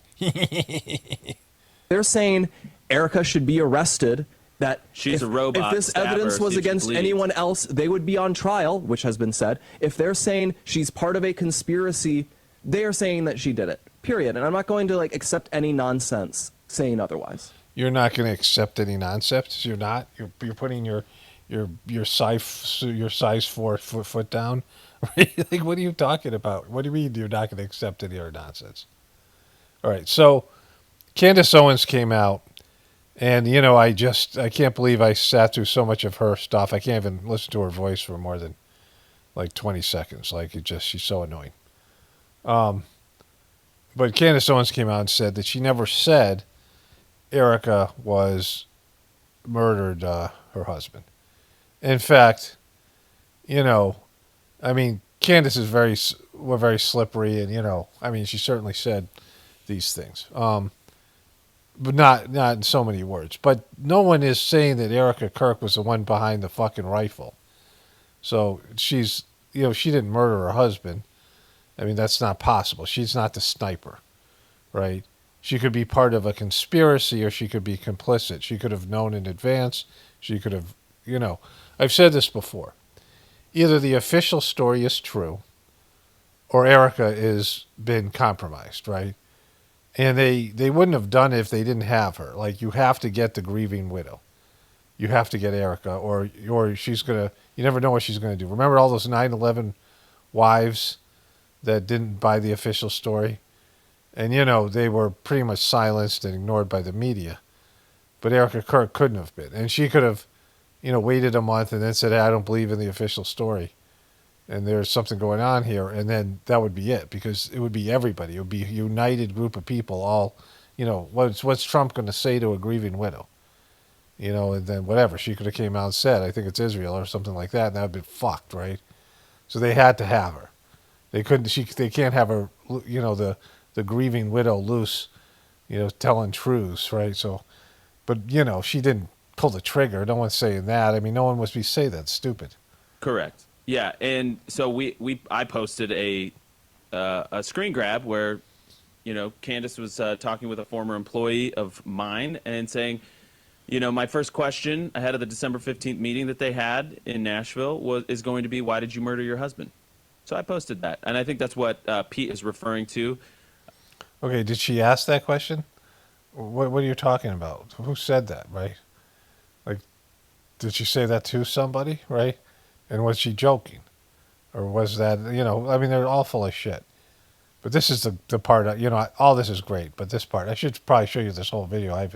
This is just some piece someone put up on Twitter.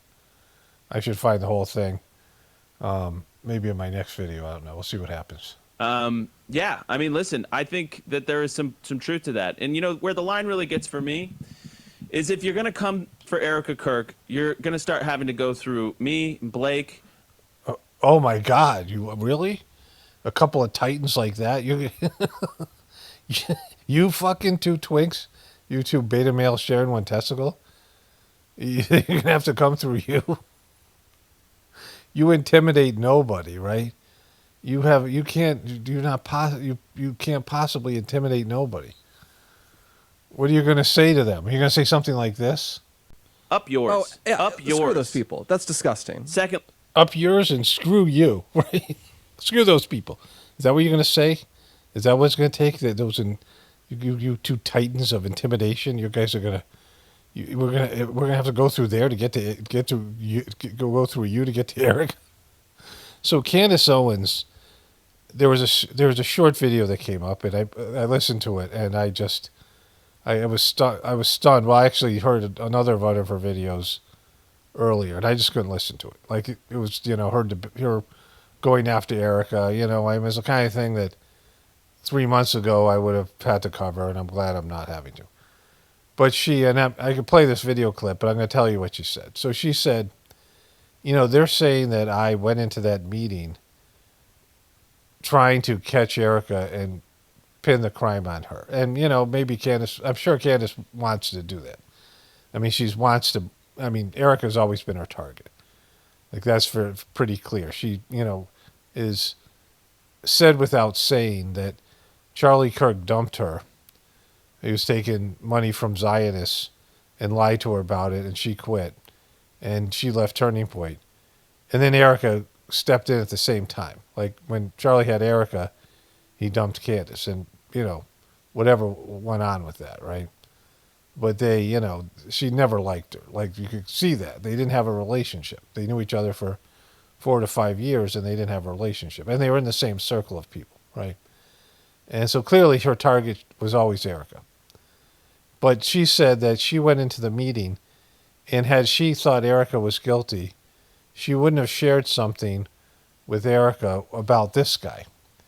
So what she said that she told Erica was that, and she really withheld it. This is like a 1-minute video, and she dragged it out as long as possible.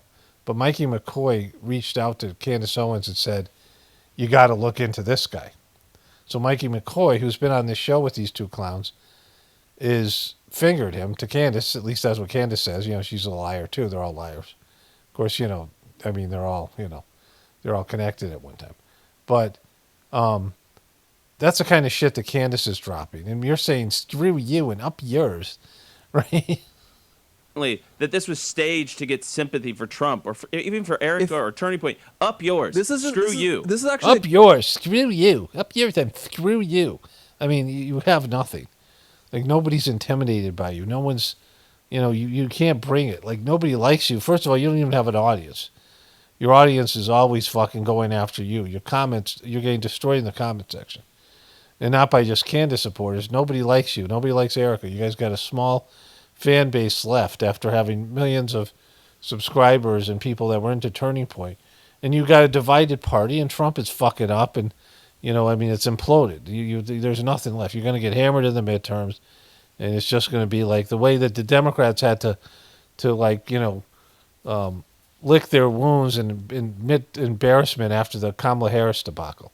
You got fucking nothing, right? That, and I think that's what Pete is referring to. Yeah, I mean, listen, I think that there is some truth to that. And, where the line really gets for me is if you're going to come for Erica Kirk, you're going to start having to go through me, Blake, and the rest of us, because I'm sick of it. And I'm sick of Charlie's widow getting attacked senselessly. And that's it. I'm sick of people. I'm sick of it. We're so sick of it. We're so sick of it. Both of us are sick of it. And we're so tough guys. We're so tough. We're so fucking macho and tough. You guys don't even want fucking part of what, you don't want part of us, right? Well, you guys come after Erica now. We're going to come after you. You don't even know what you fucking did. We don't even know. A ton of these people trash Charlie right up to the point of his death. And then I'm sick of people who are trafficking in lies and presenting themselves as his best friend when they hate his organization, hate his wife, hate the people around him, hate what he fought for, hate the Jews, hate everyone. Why did you bring the Jews into this? And they come out and they just deal in lies and manipulation because they think that'll make them rich and get clicks. exactly. I'm just so sick of it. I'm so sick of it. It's disgusting. These fucking guys, right? Like, it's so hilarious. They didn't post this on their YouTube channel, so they have their wherever their main source of putting out this crappy shit. It's hilarious. Like, I mean, I have to almost like believe that this is all intentional, but I know people could suck this bad. But they just, going back to this thing, just admit you're fucking wrong. Just admit that you fucking, you blew this thing. But, whatever they're criminals. They have if they're laundering money and whatever else they're doing there, and they're a non-profit. I mean, wait till the Democrats take over and they fucking audit these motherfuckers, right? Remember, Charlie wanted an audit, Charlie Kirk, and that's why they killed him. So, I mean, this is just embarrassing. It's imploding. Again, no justice will be done. I mean, I'd be shocked if anything real comes out of this, but it's hilarious. These guys, they're just great. Okay, Saturday, May 2nd here. I was, doing this thing last night. I was covering this part of the video here with the Erica J. Kirk debacle and Turning Point USK, right? TPUSK. And so, these guys saying you have to come through me, it's just so hilariously like inept and just lip-dicked and, impotent. So you look at their channel here. This video, I'll show you a little bit of this in the comments in a second. America cannot survive if the debate dies and violence wins. 9,000 views. 200,000 views from a message from Erica J. Kirk. I think that might be inflated. Which is sad because these might be inflated, right? 11,000 views, 12,000, 10,000, 9,000 views. So they have other platforms. They have their official whatever, their blog, their whatever it might be. And they're dying everywhere, right? I get 5,000 views on my videos, between 4,000 and 5,000 views. And that's not enough really for me. Like I'm just squeezing through like it's I would need to at least double that to make a living. This whole thing's happening here. I'd like to get paid what I deserve to get paid. 10,000, 15,000 views, right? But I'm one person, like no overhead, no anything, like just one person with you can't have that kind of, again, they have other platforms, but they're getting killed on all their platforms, right?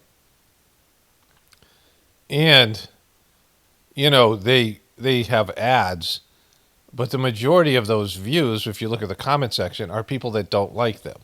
So they have almost no audience. More than, the comment section is they're getting killed, which I'll show you in a moment, right? So you've lost the battle. And it isn't a battle because they want to slam the left. They're left haters. That's their big thing, right? They hate the left. They demonize the left. They have a straw man, which is the left. And they are, anti-democrat. And they call them the leftists, right? That's their enemy. So it's a battle between the lefts. But they're getting killed in their group amongst Republicans and Christians and former Charlie Kirk fans. Candace Owens gets 1.7 million, 1.2 million, even just 1 million views for video. And they get fucking 9,000. They get 10,000, right? And so Erica Kirk, who, she had this message, gets 204,000. And again, that might be inflated. Half of those are going to be haters, right?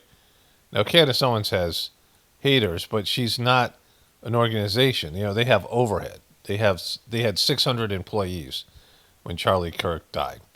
And that, I figured that would $20 million, $30 million dollars a year payroll. They're just a fucking payroll for their shitty organization.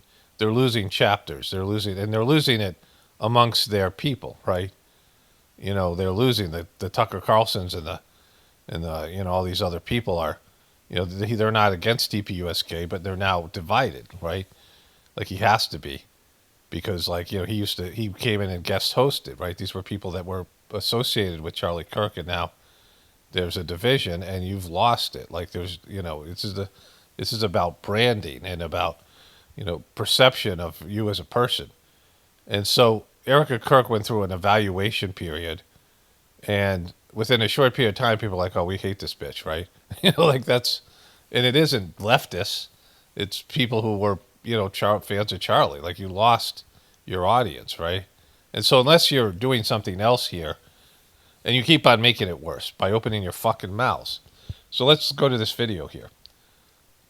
Charlie was a guy that would say, come up to the front of the line if you disagree. If you disagree, come up to the front of the line, ask your questions. That's what it was all about. It was about open discourse. I thought the hokey pokey was what it was all about. Open dialogue, debate, letting the differences be aired in public and see which idea was better, see who could get to the top. So that's different than, hey, I don't like you, I'm going to try and kill you.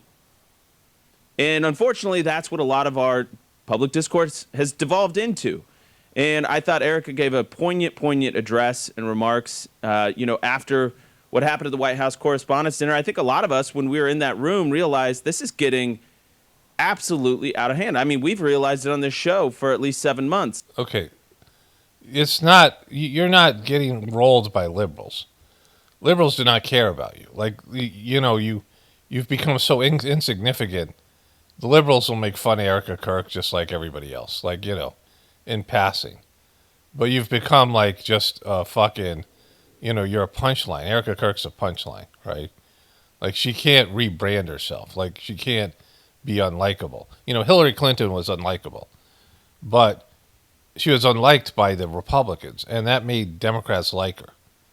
Because when they attacked her, they were attacking liberals, they were attacking the liberal ideas, the real liberal ideology. So even though Hillary Clinton was unlikable to Democrats and liberal, I mean, she lost to Barack Obama when it was her turn, right? And so she lost to Donald Trump because she couldn't get enough of support because she wasn't likable to the people that were going to vote for her. But she still got support. She got, like 70 million votes or something. And she was able to raise money. And, Hillary Clinton was like, in her unlikability, she wasn't weird as fuck, and she wasn't like Erica Kirk. Like, Erica Kirk is unliked by her people. There's a divide within the TPUS audience, and the majority of people side with Candace.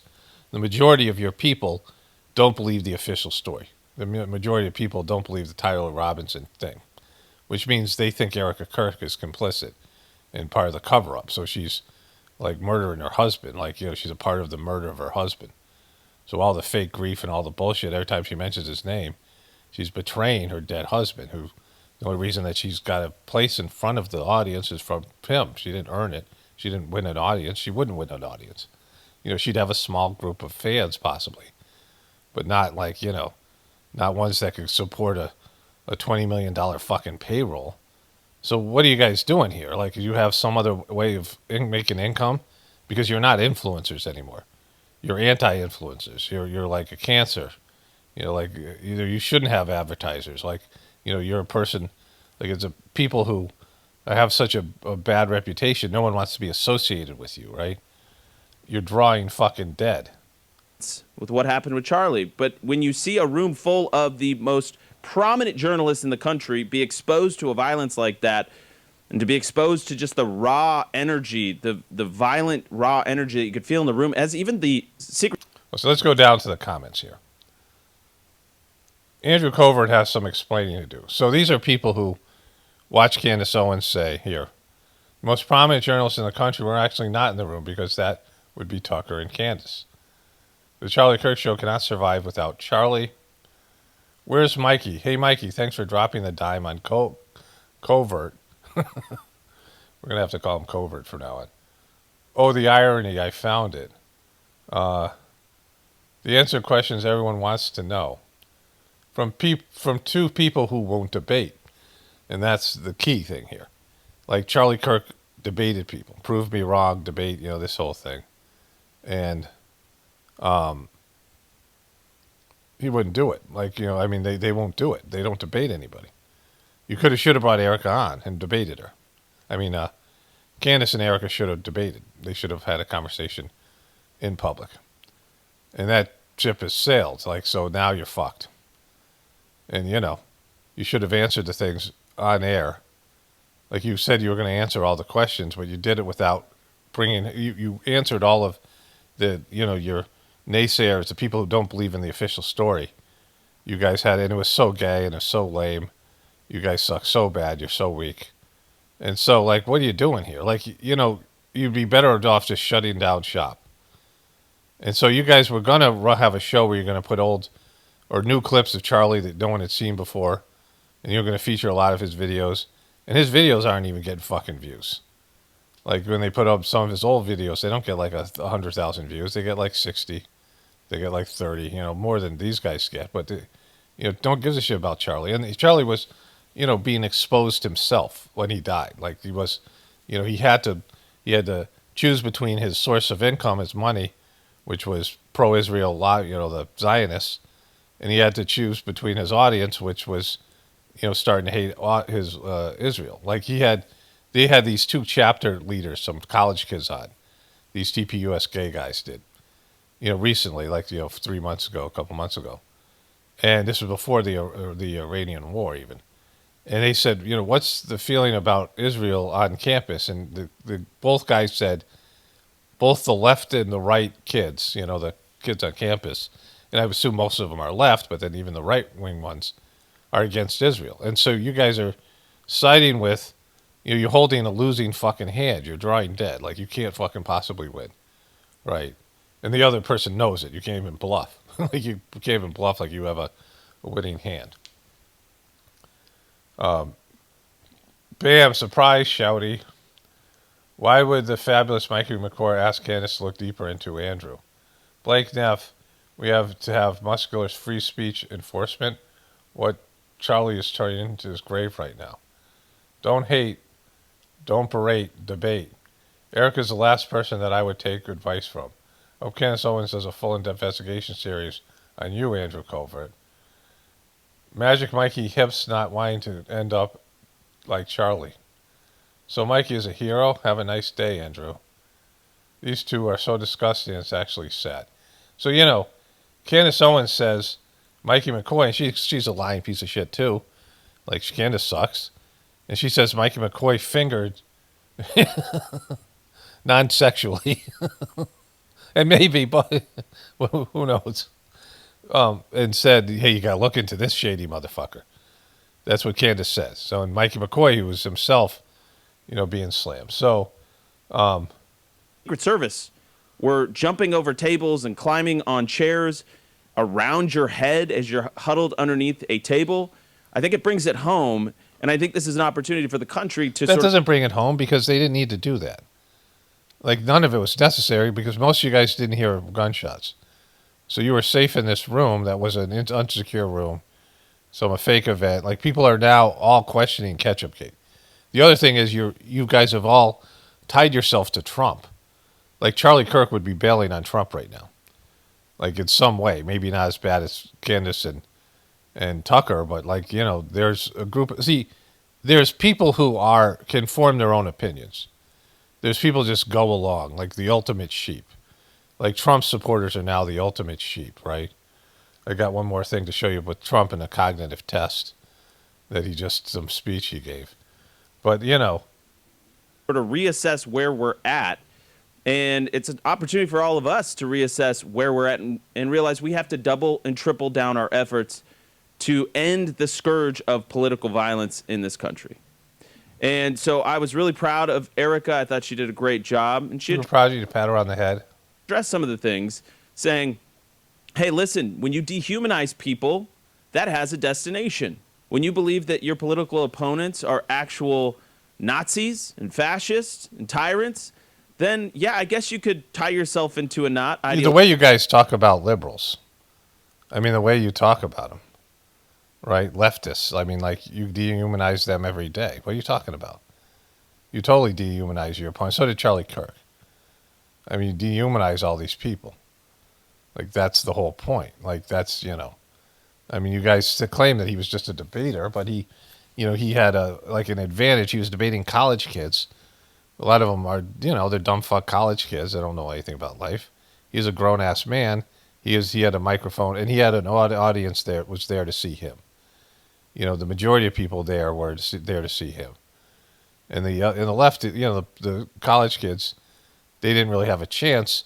And he was debating them and trying to tell them what Israel was doing was okay. The genocide that Israel was doing was okay because he took money because he's Charlie fucking Shekels. He was a worthless piece of shit. And that was going to implode when you guys backed a guy who was a fucking fraud in Trump. So anybody who has the ability for critical thinking skills is no longer with you, right? It's not just because you guys suck, because Charlie sucked too. Like the whole thing's imploded. Your whole, whatever he was doing, it was not, it wasn't going to last because you backed a piece of shit in Trump that fucking is obviously Epsteined and owned by Israel. So, and Trump is just a selfish prick and a grifter. So you have nothing. Like there's nothing here. Like your movement is dead. Like you should just. There's somebody wrote that said that Trump should just make TPUSK disappear. It's because it's like it's dragging him down even more, right? Like Erica Kirk is a drag on Trump. Illogically and justify murdering them. And that's what Cole Allen did. Now, Cole Allen has been, we just found out, by the way, they did a review of the Secret Service agent who was shot. That was not friendly fire. It did, in fact, come from Cole Allen's gun. So he's going to be in some serious trouble. He's going to be in trouble. He's going into trouble. Muscular free speech enforcement. Okay, this is what, so I want to get to good. Here. Then what's to stop them from doing it again? And what's to stop other people that are similarly bent and minded to do it to other journalists and other reporters? So this was a huge, huge, huge news story yesterday that we wish we could have got to. Go ahead. No, as we've said, there has to be. We've said before there has to be zero tolerance for assassination culture, and downstream of that, you have to have, let's call it, muscular free speech enforcement, and that means that we have to set the norm that you resolve differences through argument, through debate, and it's not acceptable to treat it as some sort of sport to... Okay, so when have you guys ever debated on this show? Never. You've never brought anybody in. You haven't brought a leftist person in. You haven't brought Candace Owens people in, or herself. You had the opportunity to debate Candace Owens, and you refused to do it. And so, what the fuck are you talking about? What the fuck are you talking about? And Charlie Kirk didn't debate anybody real, right? He would have got rolled, especially on Israel. I mean, if he had debated, Dave Smith or any of these people, until he bailed on Israel and they whacked him like this fucking silly. These little silly little twinks there. Attack a reporter you don't like, to attack a speaker you don't like, to sucker punch these people, to cause mayhem for their events, to, as we've seen on up a gun or pull a gun, but even just, we've always seen these professors who will trash our tables, who will rip up their stuff. There has to be pretty low tolerance for that as well. What do you mean low tolerance? Like those are crimes. You punch somebody, that's an assault. Like there's like fucking laws in place for all this stuff, right? Like these are illegal things. Assassination culture. What are you talking about? Assassination culture. You mean fake assassination culture? You mean staged false flag assassination culture? People realize that it's Ketchupgate. And so you guys were on the wrong side of that, as was Tucker Carlson and Candace Owens. And they still won't deal with that. They won't. I don't know if Candace has addressed it, but you guys all sucked on that. Like you guys are a joke. Like you're a fucking joke. You're as much of a joke as Joe Biden and his supporters are, even more so. Trump is doing more damage, and he's like betrayed all of you, and you guys are still fucking shilling for him. And then you got this totally unlikable woman in Erica Kirk that is never going to be liked. Sorry, so let's go to Trump here. I mean, this is, like, why are you pretending like you have a show? Like people are listening to you. Like people are, oh, I wonder what Erica Kirk has to say about this. I mean, only the dumbest of dumbest fucks, the people with no critical thinking skills, would still be around you guys. And no one's going, hey, what does Blake Neff have to say? Let's tune in and find out what Blake Neff has to say. Like, you're only there because Charlie Kirk died. Like I don't know if these guys were a part of the show, but you were like the little sidekicks, right? You were like mini Robin, like to Batman, and Charlie Kirk wasn't Batman either. So like you guys are even like smaller than that. Like you couldn't hold, like this is a show where people have to be interested in what you have to say. You know, the Daily Wire, according to Candace Owens, is a tweet that came up. You know, Ben Shapiro's losing his shit, apparently. They had to fire everybody or lay them off. And, you know, someone else was talking about that, how could he give $1 million to TPUSK when they were canceling their employees' credit cards? I think that was Dave Smith was saying that. That was like 6 months ago, you know, or whatever it was, and Charlie was killed. And so, well, shortly after that, when Ben Shapiro came on and said, I'm going to give you guys $1 million. It wasn't his $1 million, right? Like, he doesn't have $1 million, so Ben Shapiro's unlikable. As is, you know, that other fucking pro-Israel person, whatever, Laura Loomer. So, you know, like, this is, you're on the side of, like, you're on the wrong side of whatever the fuck's going on. You're on the worst side. You know, the liberals are on the wrong side, too. Anybody in politics is on the wrong side. Anybody in the media is on the wrong side, like, you know, mainstream media. Like, you guys are, you know, pretending this system can be salvaged and saved. Like, you guys are pretending that this matters and people's opinions matter and beliefs matter. You know, we're upside down in terms of, you know, all of the, you know, the debt and the moral breakdown and all the shit. And you guys are, you know, just shitty on, you know, you're like the worst. Like, in that group of failures and fucking piece of shit, you guys are like non-existent people who are just glomming onto someone else's dying show, right? Dying movement. And you're gay as fuck, you know? TPUS gay. So I got a lot left in this video. I got to look through questions, and I got a whole voiceover from my spiritual stuff, the Gratefulness Meditation channel. That's a continuation, you know, whatever. And the whole voiceover I'm going to put at the end of this video. So I don't know how much more I'm going to cover today. You know, tomorrow's Sunday. It's not as much news on the weekend, so I think this will be my last thing here. And I'll get this video done, and I can start working on the one that's going to go up on Monday. Here.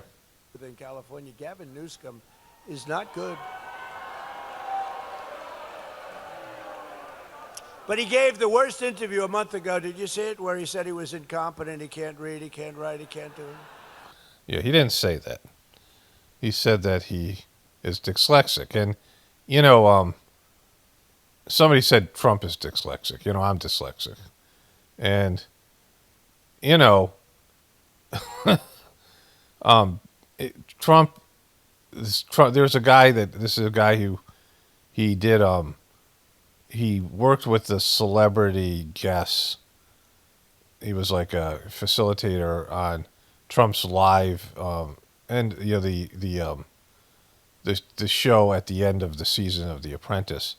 And he did all these shows with Trump in terms of his beauty queen things, his, you know, beauty contest stuff, the Miss USA stuff, right?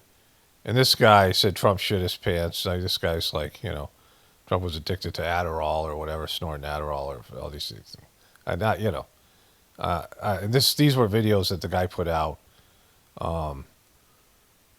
when Trump's first term. And this guy wasn't sued by Trump. And the guy was trying to be a comedian. He's, you know, he had a podcast. You know, he's being, you know, I showed you some of his clips, right? But he said Trump was dyslexic and couldn't read cue cards, which we know Trump doesn't like to read speeches. He sucks at it. You know, I don't believe my dyslexia is a disability because it's how I see, you know, patterns. And there's all these people who are very successful, you know, game-changing people that were dyslexic. Like, it's a, you know, it's a different way of, you know, people have different learning styles and people have different ways of perception and things. So Gavin Newsom, who is, you know, also a piece of shit, didn't say he was all fucked up like this way, right? But Trump, you know, this is his just making shit up. Like, Newsom was saying that he was dyslexic, which is, you know, he was trying to be like the average Joe. Like, oh, I'm not some brilliant, smart guy, you know, this kind of thing, right? I'm a lot like you guys. He said he's horrible for testing. We should give him a cognitive test. I took 3 of them, aced all of them, by the way. So you don't ace a cognitive test, right? You know, this isn't let's him go here. You know, I'm the only president. Like, woo, he aced him. Like, good. Do you not know this guy just lies all the fucking time? All he does is lie, especially about himself.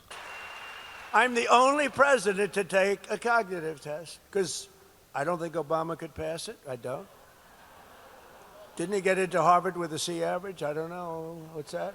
I don't think he could pass it. I don't think. Well, Biden isn't. Give me a break.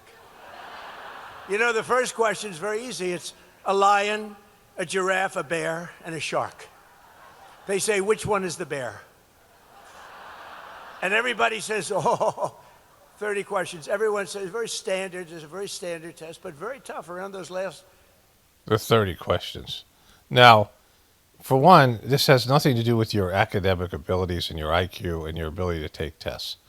This isn't about whether you're dyslexic or not. It isn't about whether you're, and I mean, none of these things would have any bearing on somebody's abilities in their job, right? It's like testing and these kind of just because somebody is good at academics doesn't make them a good politician, right? But what he's talking about is academic tests, and this is a cognitive test to see if your brain functions. Like, this is about, recall, how quickly you can recall things.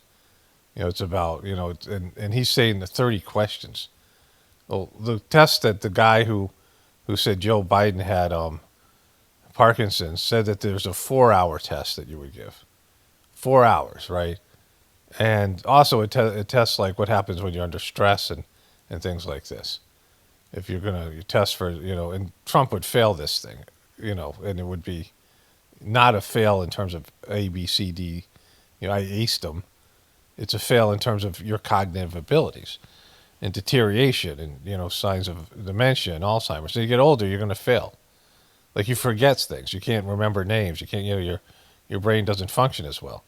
And when you eat toxic foods and your liver's fucked, then your brain starts getting messed up by that. When you are eating toxic foods and you're on prescription drugs and all that kind of shit, right? You're taking a lot of, painkillers or whatever it is.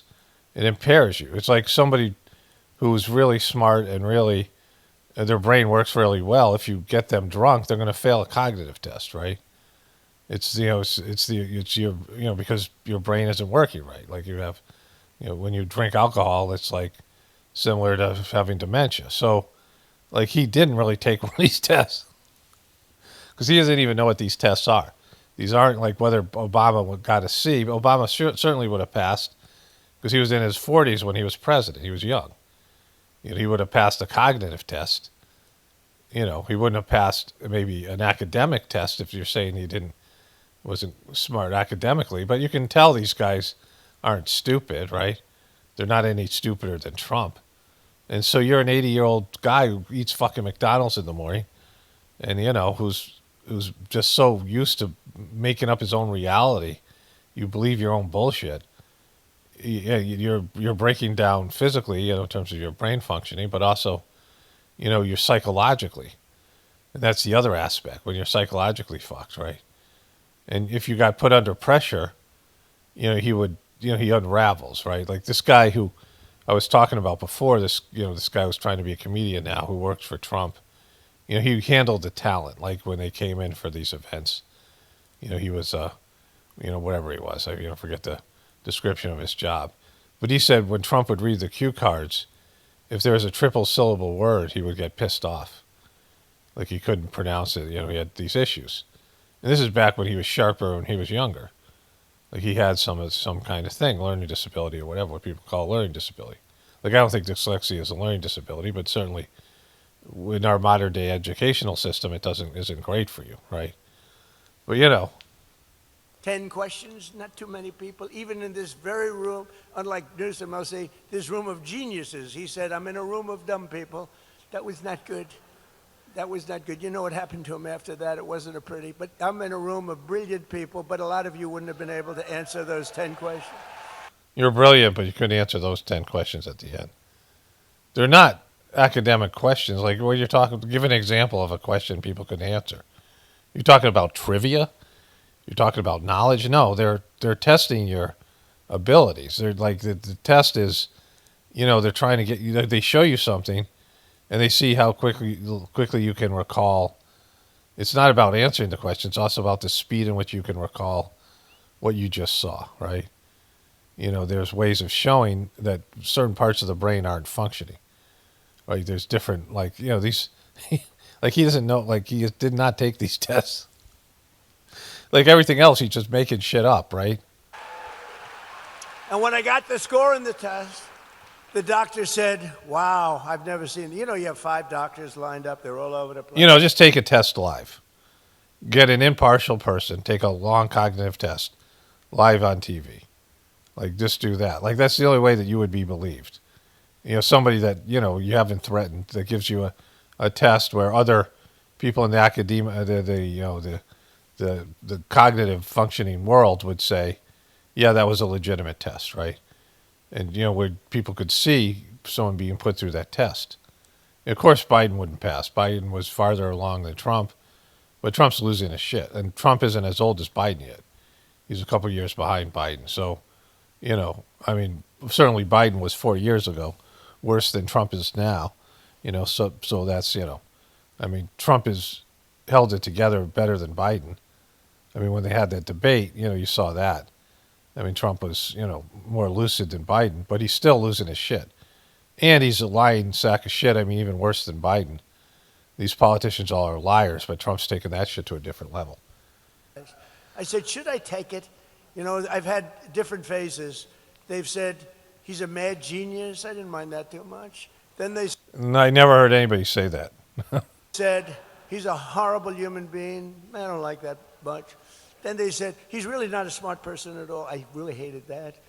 So I took a cognitive test. And a cognitive test is not judged. It's not an IQ test, right? Like, that's not, So he's oblivious. He doesn't even know what the test is for.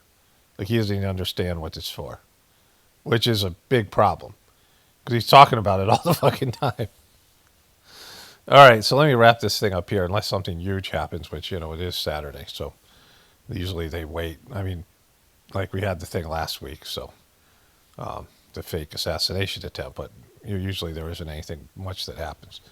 All right, unless something big happens, and if something big happens, I'll probably open the video with it. So let's wrap this one up here, and I got this long voiceover. I'm just going to look through the comments and see if there's anything there that I want to, bring in, and then I think this is a wrap. Not so fast, because I found this thing, or saw this thing from hilariously bad thing from Laura Loomer. Then we'll get into the voiceovers. Okay, so this happened. I'm not sure what video I'm going to. Today's Saturday, the 2nd of May. I'm not sure where I'm putting this, but let's just watch this.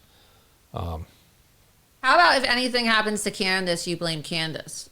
Why do we have to blame Zionists? And also, if you hate Zionists and you're so scared of Zionists and you're hiding out in your little, multi-million-dollar, one of your multi-million-dollar homes in Nashville, why are you hiring Zionist Jewish lawyers? Why are all your lawyers Jews, Candace? Why?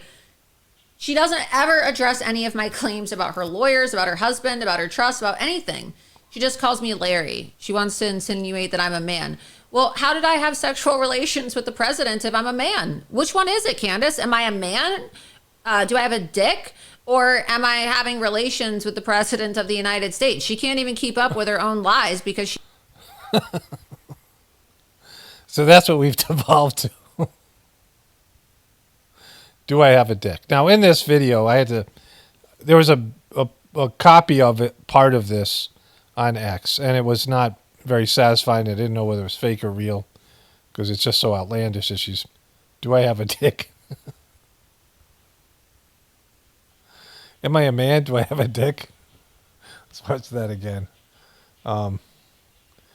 She showed a clip of Candace saying, if anything happens to me, blame the Zionists. Now, Candace Owens has her own, personality stuff. Here, let's go back. How did I have sexual relations with the president if I'm a man? Which one is it, Candace? Am I a man? Do I have a dick? Or am I having relations with the president of the United States? She can't even keep up with her own lies because she's just a pathological liar. Now, obviously, neither of those statements are true. I do not have a dick. I am not a man. And no, I've never had sexual relations with the president of the United States. Okay, so where that came from, there was some famous, semi-truther, semi-famous truther person that, some right-wing person, I don't even know. Like, I kind of have a vague understanding. Some stuff was posted on this. I didn't really pay attention to it. That claimed that she said to that person that she performed oral sex on Trump and was the best oral sex he ever had. Which I would highly doubt because she's such a, beast. I mean, she's so, repulsive. I mean, Trump has got standards. I don't know. Who knows? But either way, Candace didn't start that rumor. A lot of people call her Larry. And that's just part of what happens now. But it's hilarious that she's saying this.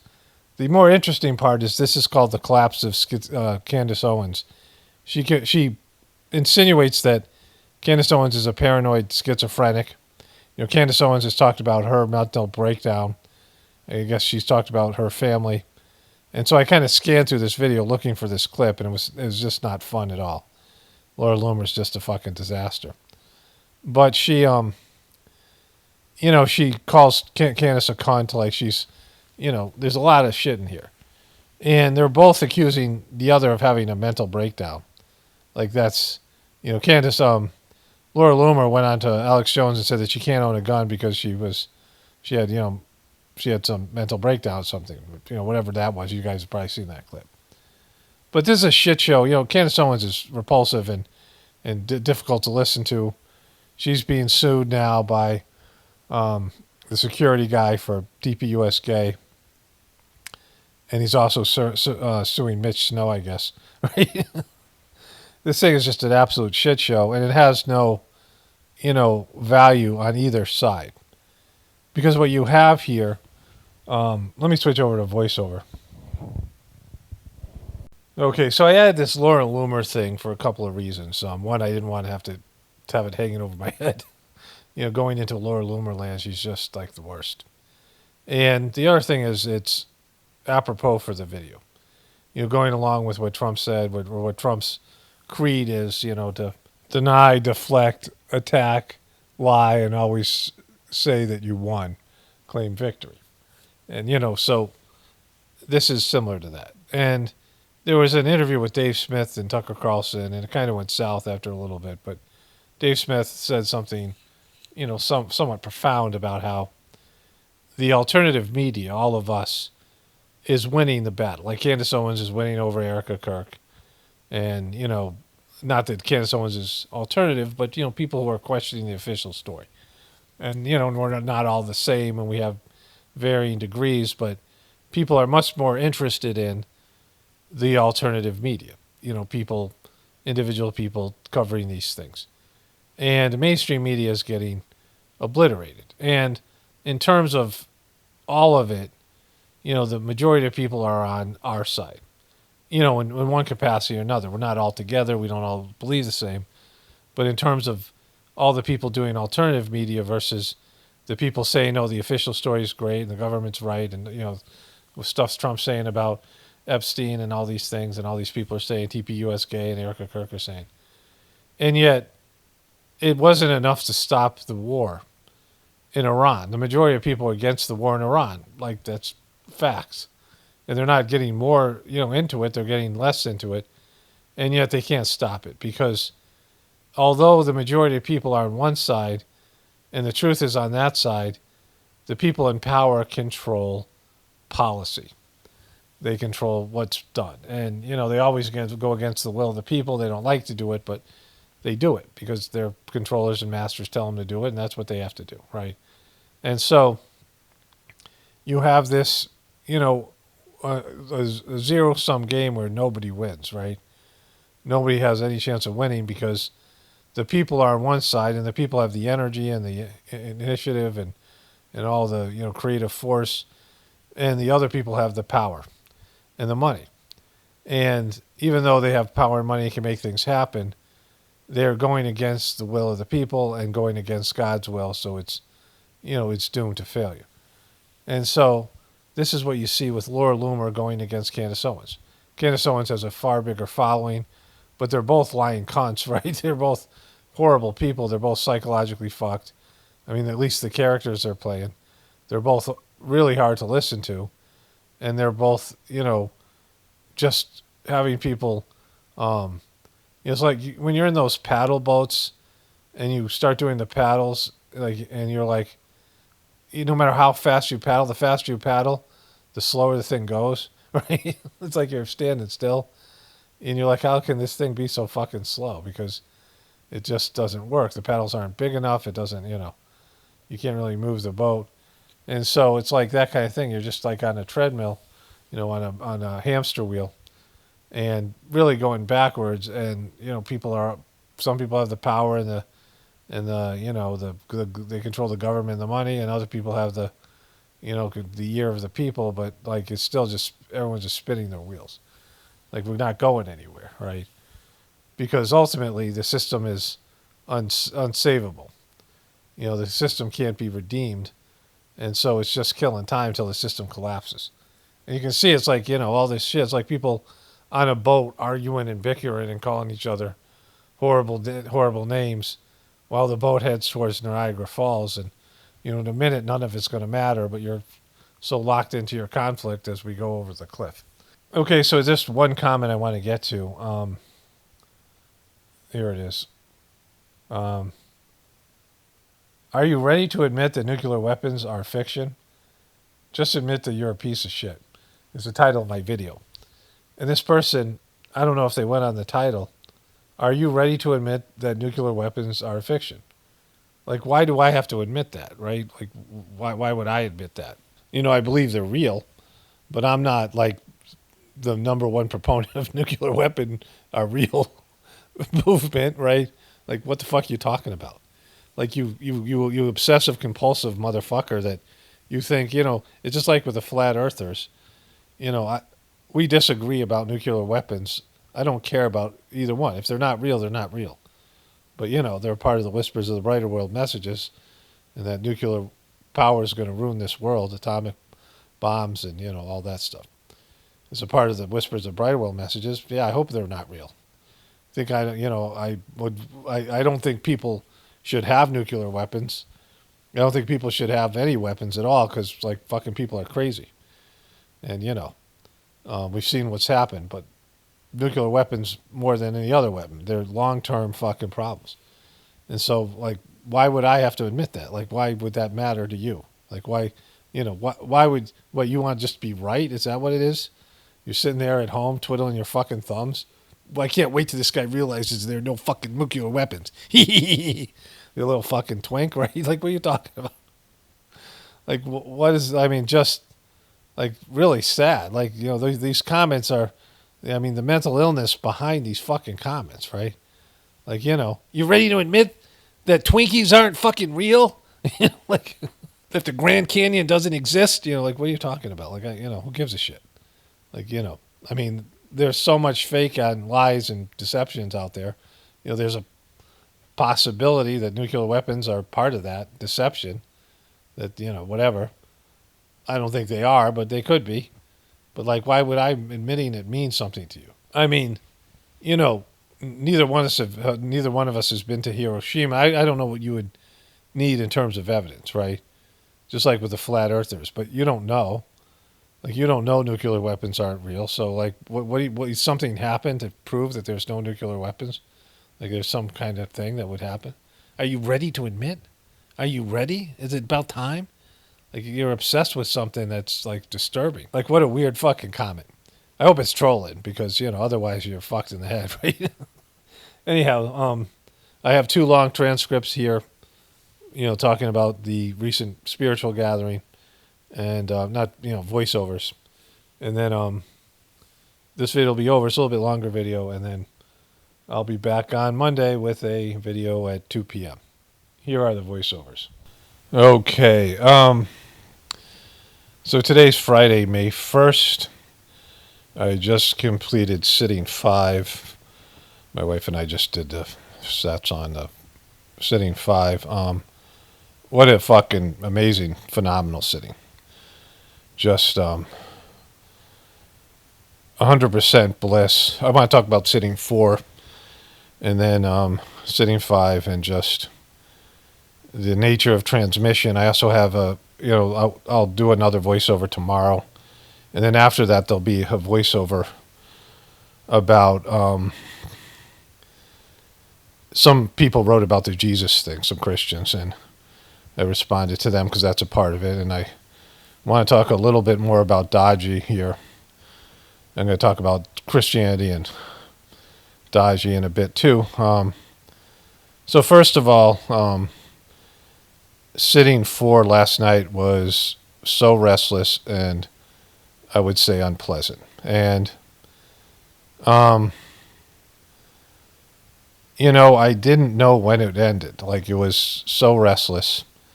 And I'm just sitting there. It was like 45, 50 minutes in.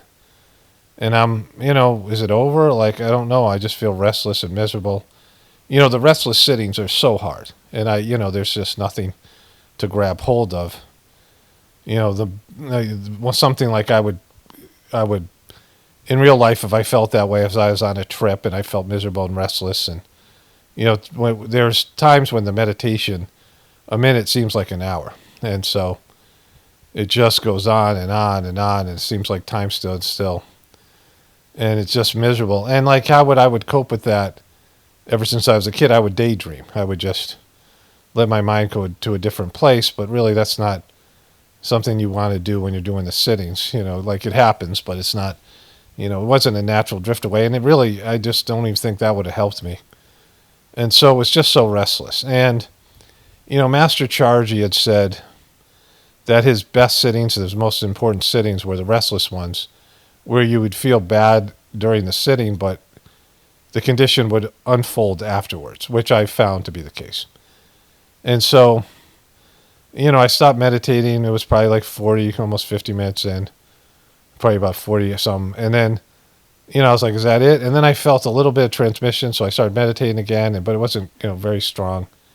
And then I'm like, I think it's over, whatever it was. And so I'm like, I couldn't even tell. And then I felt like, well, there was something there. Like, I felt different. Like, when I opened my eyes and, whatever. Sometimes it's cleaning, sometimes it's, in every spiritual point, there's one of the conditions is restlessness. Like, one's bliss, one's restlessness. I forget the other two. But there's 4 conditions at each of the yatra points, the points that your soul travels through. And so, and I was like, the issues here with the illegitimacy of gratefulness meditation, right? Because there's nothing in the material world. I had a dream where Charji made me a sitting again, which is, a real thing, but it's, it's a dream, like it's, you can't convince other people about that, and I'm not trying to convince anybody, but, but as Charji would often say, the proof is in the pudding. The proof is in the sittings. And so my wife had, I forgot about the whole gathering thing, so she had an appointment this morning, and so we decided not to meditate till she got back, so it was at 10 o'clock, so I did a bunch of work, I did this voiceover. And I felt the sitting immediately when I woke up, but I, didn't. That's when we would usually do it, So, but we decided, I thought, well, it won't matter.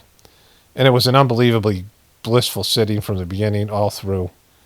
Again, it's hard to tell when it ended because it just was pure transmission and bliss, just amazing sitting.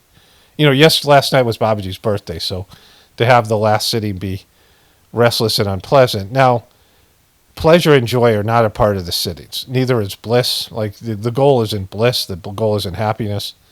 The goal is God, and, in all forms. And God is in restlessness. God is in, all the conditions that exist, right? And love cannot, and the transmission that's given in Sajmark's system cannot be felt on its own.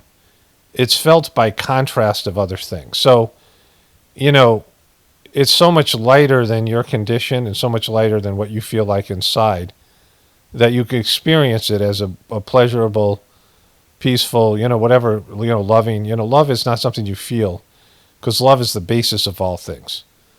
Love is the threshold or the baseline, right? It's this jumping off point. And everything else becomes grosser and grosser. So love, is by contrast better than everything else because it's creation in its purest form. But somebody who is no longer gross, the masters of the system, they no longer feel the transmission the same way. They no longer feel like you feel great when you're in their presence, but you're bringing in, a lower condition, and, they're in a higher place. And so it doesn't feel as great for them, although they feel that as a conduit, the energy flowing through them, right? But, it's something that's experienced. Love is in transmission by its contrast. Now, there's some people who are so gross or so, like there's lots of people who, like they're just shut down. They're giving up. They don't have any life force. They're just, bankrupt. They're worn out. Life has beaten them. They're just, and then people who are just, there's such hardness there. There's not anything there for them to feel anything. Now, my brother, he was a very restless person. So when he meditated, when I was in India the first time, my brother showed up probably about 4 weeks after I was there for 5 weeks. He showed up the last week. And there was a guy, my friend Chris Jackson, who, we really, we have the same birthday. He was a guy from Alabama, a black dude from Alabama. And we were, he really helped me. Like he's just a real, like everyone likes him kind of guy, right? And he really helped me get through a tough time. He showed up probably a week before my brother, when I got back from my travels and when I got all sick and all that. And I was just going through it, and he was like, kind of very supportive. And we both walked by my brother at different times and saw my brother sitting on a park bench doing his cleaning. And he had such a tortured look on his face. Like no bliss, just, concentration. And you're supposed to use your will force to clean yourself, at the end of the day. And I'm glad my brother was doing his cleaning, but it was clear he was so, tight. And he just never felt transmission. And I just always felt it was weird because, my brother and I are, similar in different ways. He's probably the person I'm closest to in my family, and he's the only one that ended up doing the meditation. And as far as I know, he still hasn't been able to feel the meditation, right? He had some experiences as a preceptor. I know that. He had some, like, wild experiences, he said, when he was first made a preceptor. But, he had trouble feeling the love and the transmission. And I was wondering, because he was a womanizer, and he, was with prostitutes, and he fought in Vietnam, and he was, kind of he hung out with criminals and, various things. And I don't know, like, there's ways that we're different, obviously, but we're very similar, and he just didn't feel the transmission. It certainly isn't biological. My mom felt the transmission, and even my dad did. My dad saw light, which none of us else saw. You're not supposed to see light, but he did, and, it's light without luminosity. But he, got scared because, he was old, and he was, so he was really terrified of death, so, but he, had some experiences with it.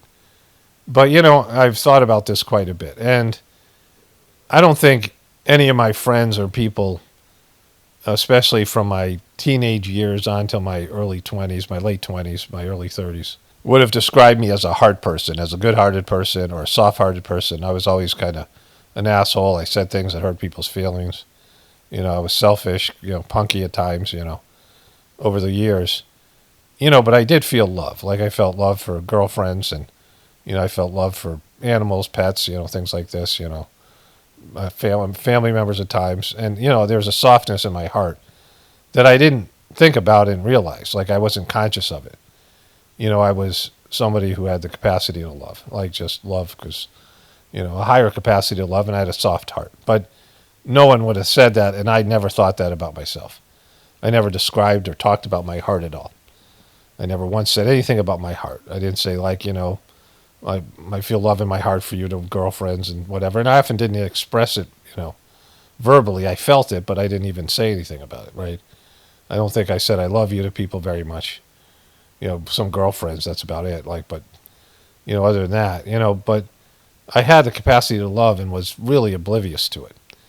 And it was only when I felt the transmission that my heart came online. Like I realized, in the things that they described a person with a good heart in the Sajmark system and a sensitive heart, I had no idea. Like I zero fucking, I never thought, like it was just not there. And so it's a very odd thing because, I mean, I didn't want to meditate on my heart, and I wasn't trying to feel more love, and I just, I didn't want to feel God's love. There wasn't like some part of me consciously, but on a soul level, it was there. It was just laying dormant the whole time. And it was awoken by doing the Sajmark system. And, I've always felt the transmission and been very sensitive to it. I don't know how much more sensitive people are. I know there's some psychic people, and that's mental, who are more visionary, or people have channeling abilities. And so it's very hard to say. But I've always, I have a heart that is, built for the Sajmark meditation and for spirituality, which, again, even now I don't value it like other people would, because it wasn't what I valued as I grew up, but certainly, now that I do the system. And even as a preceptor, I was much more of a feeling preceptor than a visual preceptor. I have a good imagination, and I have a good internal, world in terms of even before I was an abhyasi, meditator. I, like I said, daydreamed a lot. There's things that I do where I could be looking at somebody and totally not seeing them. Like they would be like, "Why are you staring at me?" And I was like, "Holy shit, I didn't even know I was looking at you," because I'm so withdrawn inside. Like oftentimes I'd walk around and I could walk by someone I knew and not say hi, and they'd be upset. And, whatever. And I'd be like, "Oh, I wasn't even seeing what I was seeing. I was completely withdrawn," right? In the psychological world, they don't like that shit, right? They call it disassociation or whatever.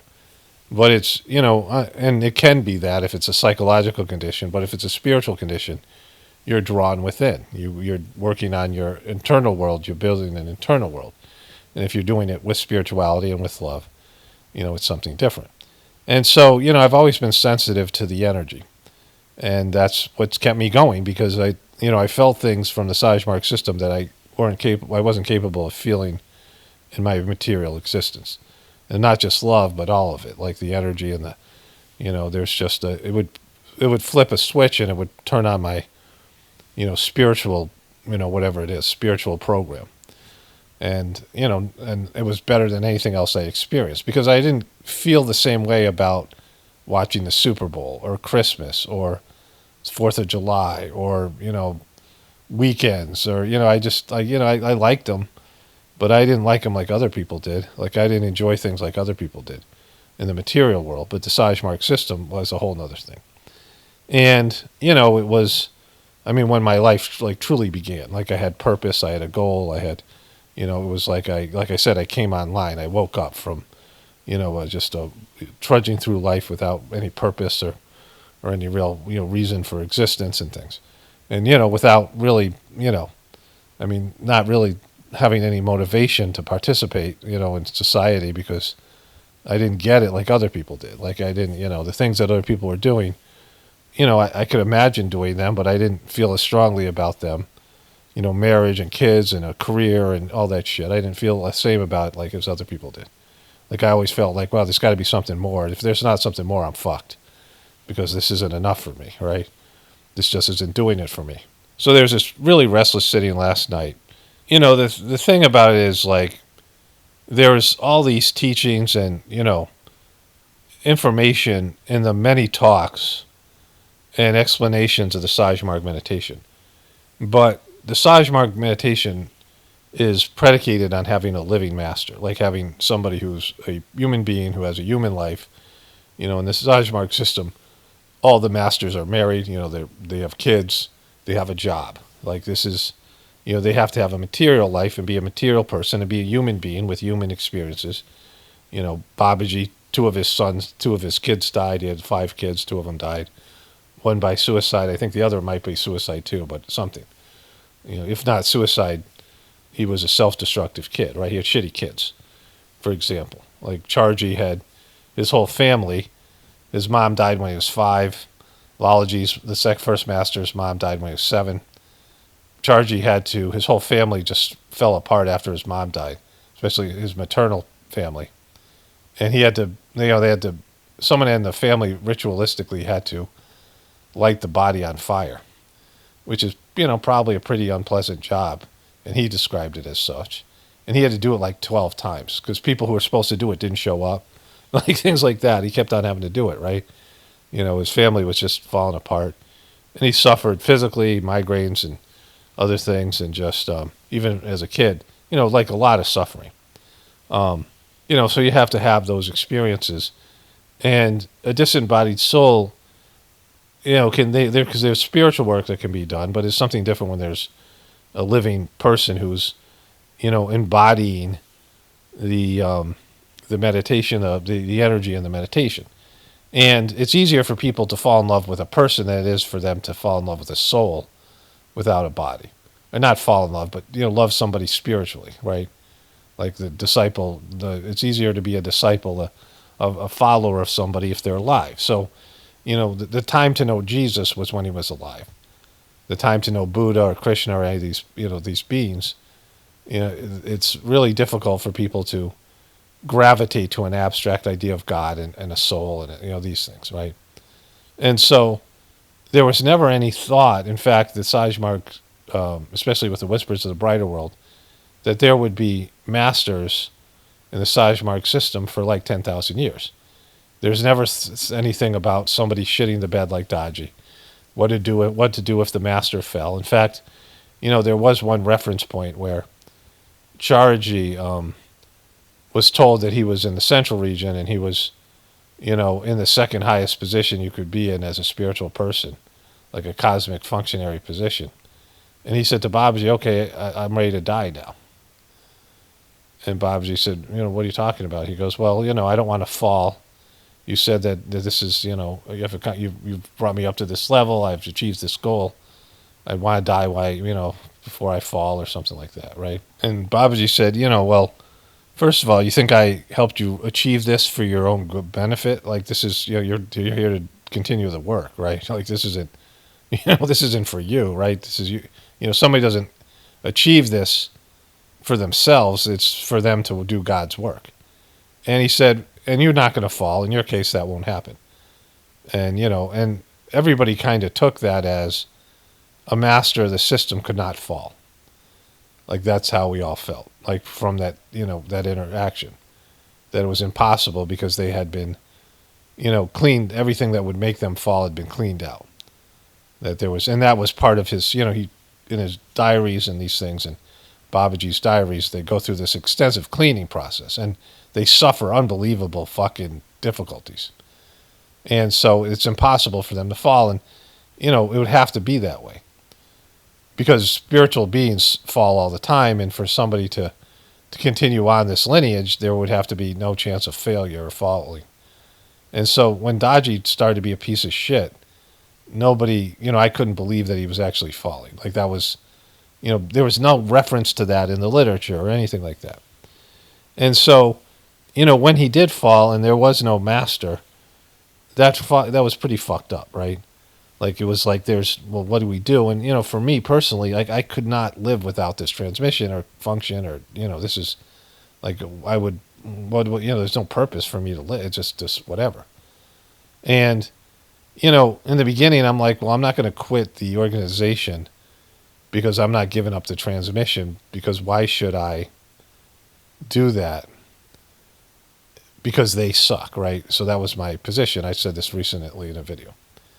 And so after a while, I would do these gathering videos. Daji would do sittings, and I didn't feel anything. And they had these ways you could get a sitting from a preceptor online through an app on your phone.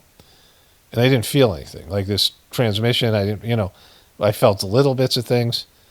And then there was a preceptor who, a couple of people, there was a guy who heard about the system from me, and he contacted this preceptor. The guy lived in Ohio, somebody I knew for years, this guy Rob. And I like Rob a lot. He did some kind of military intelligence thing, and it was a great contrast to all the hippies. Like most of the people who do the meditation were sort of like New Age hippies, but Rob was like ex-military something or other. He did things in a very regimented, disciplined way. He was really into the Whispers books, and he was, interesting person. And Rob contacted me because he had people there, 3 people that were there because they heard about it from me. And we talked, and he started including me in group meditations, and I still wasn't feeling anything. And Rob was a good preceptor, and I'm like, there's no transmission. Like, it's like, what the fuck, right? And so it was in 2023, and it was the Lology birthday gathering. Lology's born in February 2nd. I don't know when they celebrate at different times, but either way, I was doing the sittings, and it was just another shitty gathering, and I was getting fucking depressed. And I was waiting for my wife to come home from work. I'd made dinner, and I started to watch TV, and all of a sudden, I felt this really strong transmission, like just spontaneously. Turned off the TV, just sat there and meditated. And I knew there wasn't any sitting going on in India, and I knew it didn't have anything to do with Daji. And Daji had just done something, like he had tried to cancel the birthday gatherings of Babaji and Charji because he said he got some bullshit channeled message. And it was kind of like the last straw for me anyway, and I'm like, this guy's such a piece of shit. And he's so obvious, like it's so transparent. Like you have to be a complete moron not to see through it. And so I was like, I'm done. Like I'm just going to connect directly. And I was so like, really, I started meditating without any thought of Daji and heartfulness, and I disconnected from the whole organization. And I started to feel the transmission again. Everything went better. And so then I had a problem though, because I had told so many people about it, and they were doing heartfulness. And I kind of felt like now it was like not only just it's a cult, right? And so I had to, so I told everybody about it. And what do these people do? All the people I told, like, what do they do if because some of them started and they felt the energy, and then now they're fucked like me, and they never got a chance to meet Charji, and they're not, And so I decided like we could all meditate together. Like that's what I was led to, that was a solution. So I made the Gratefullness meditation channel, completely, making shit up as I go along and, relying on intuition and being guided from within. But, it's always nice to get confirmation and have, one of the great things about having a living master is they're an authority figure that you can write to and they clarify things, right? I mean, even Charji, he was in the highest level position that he could be in, right? He would reach the central region, and Babaji was still telling him shit, right? So, and not having that, you're just out on your own, right? I mean, it's you and I mean, one of the things is your ego makes shit up. Even if you're a great channeler, even if you can hear God's voice and you talk to God, there are times that, your ego might make shit up. Like, it's just good to have, some level of, whatever it is. And so, but that was gone. Like there was nothing there, and I didn't respect anybody who did the system, because a lot of the people did shitty shit. Like, there's many people who are saints and good people, and they're suffering right now, because of heartfulness and Daji, but they're meek and they're not they're not truthers. They're not there's limitations for them. They might be great and wonderful, nice people, better than me, but they couldn't deal with this one problem. And I didn't want any part of any of these people that was still following Daji, so I cut everybody off. I unfriended everybody. And I said, I don't want to hear about, even this guy Rob occasionally texts me trying to bring me back in.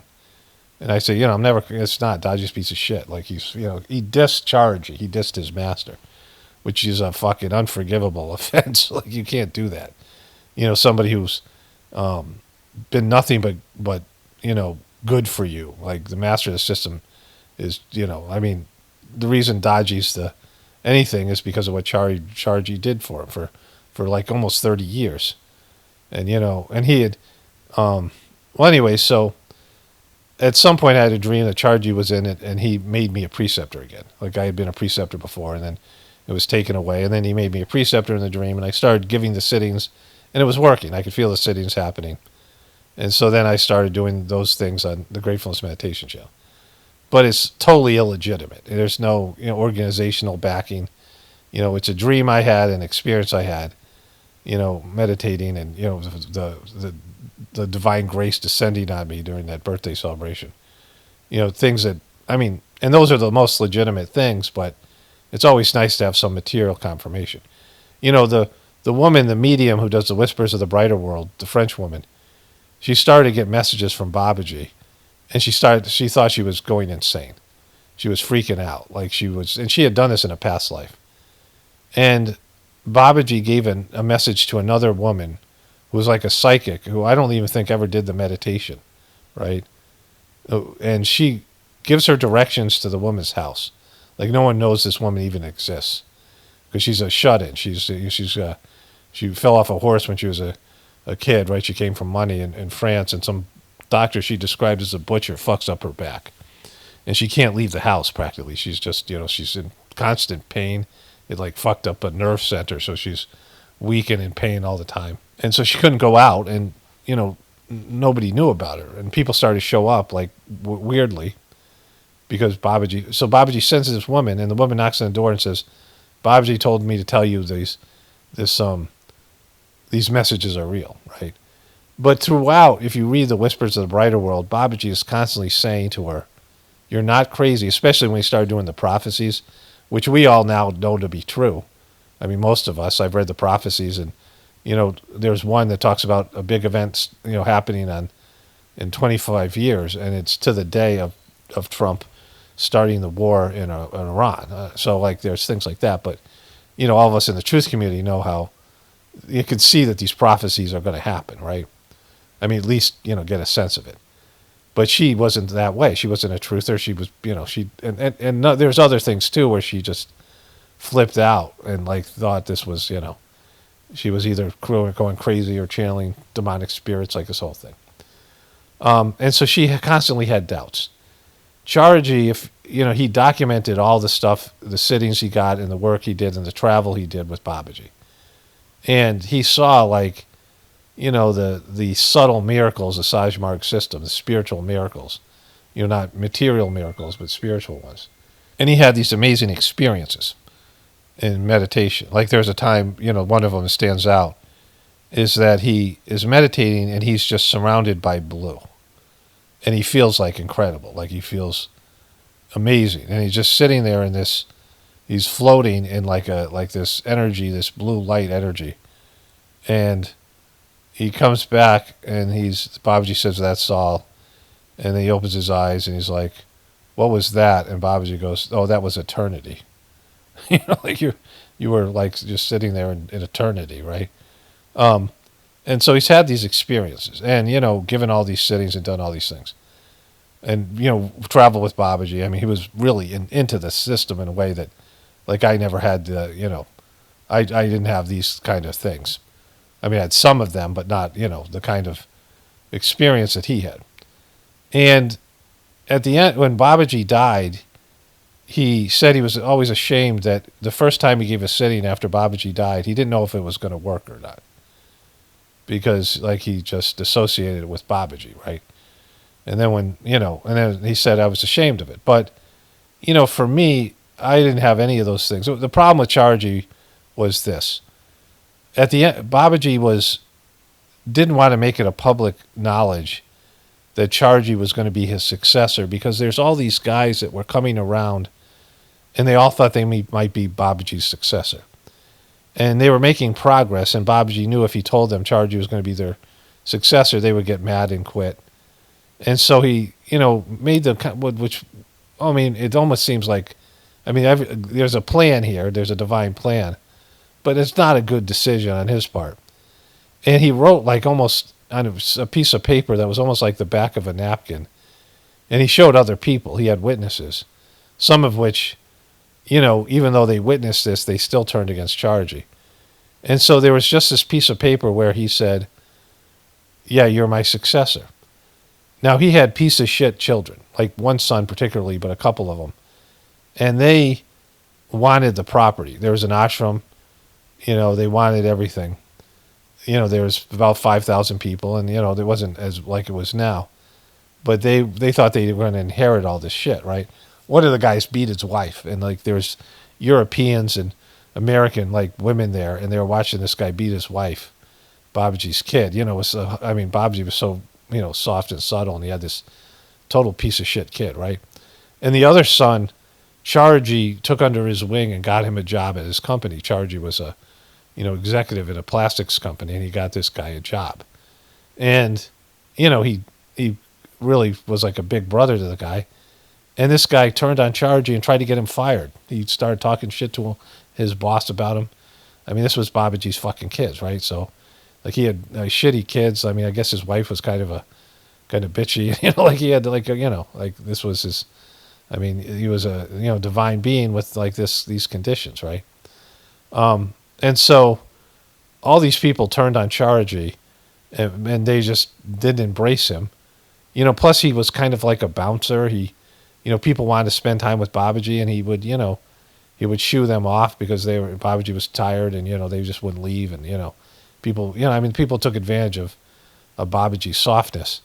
And also there was a lot of hippies, and they were doing drugs and, like sexual, like, switching, like, marriage is very sacred. They're very traditional in India. And these people were all like, dating multiple people, the kind of shit that, and Babaji had said only forbidden is forbidden, and they took advantage of it. A lot of these liberal, hippie, Europeans and Americans.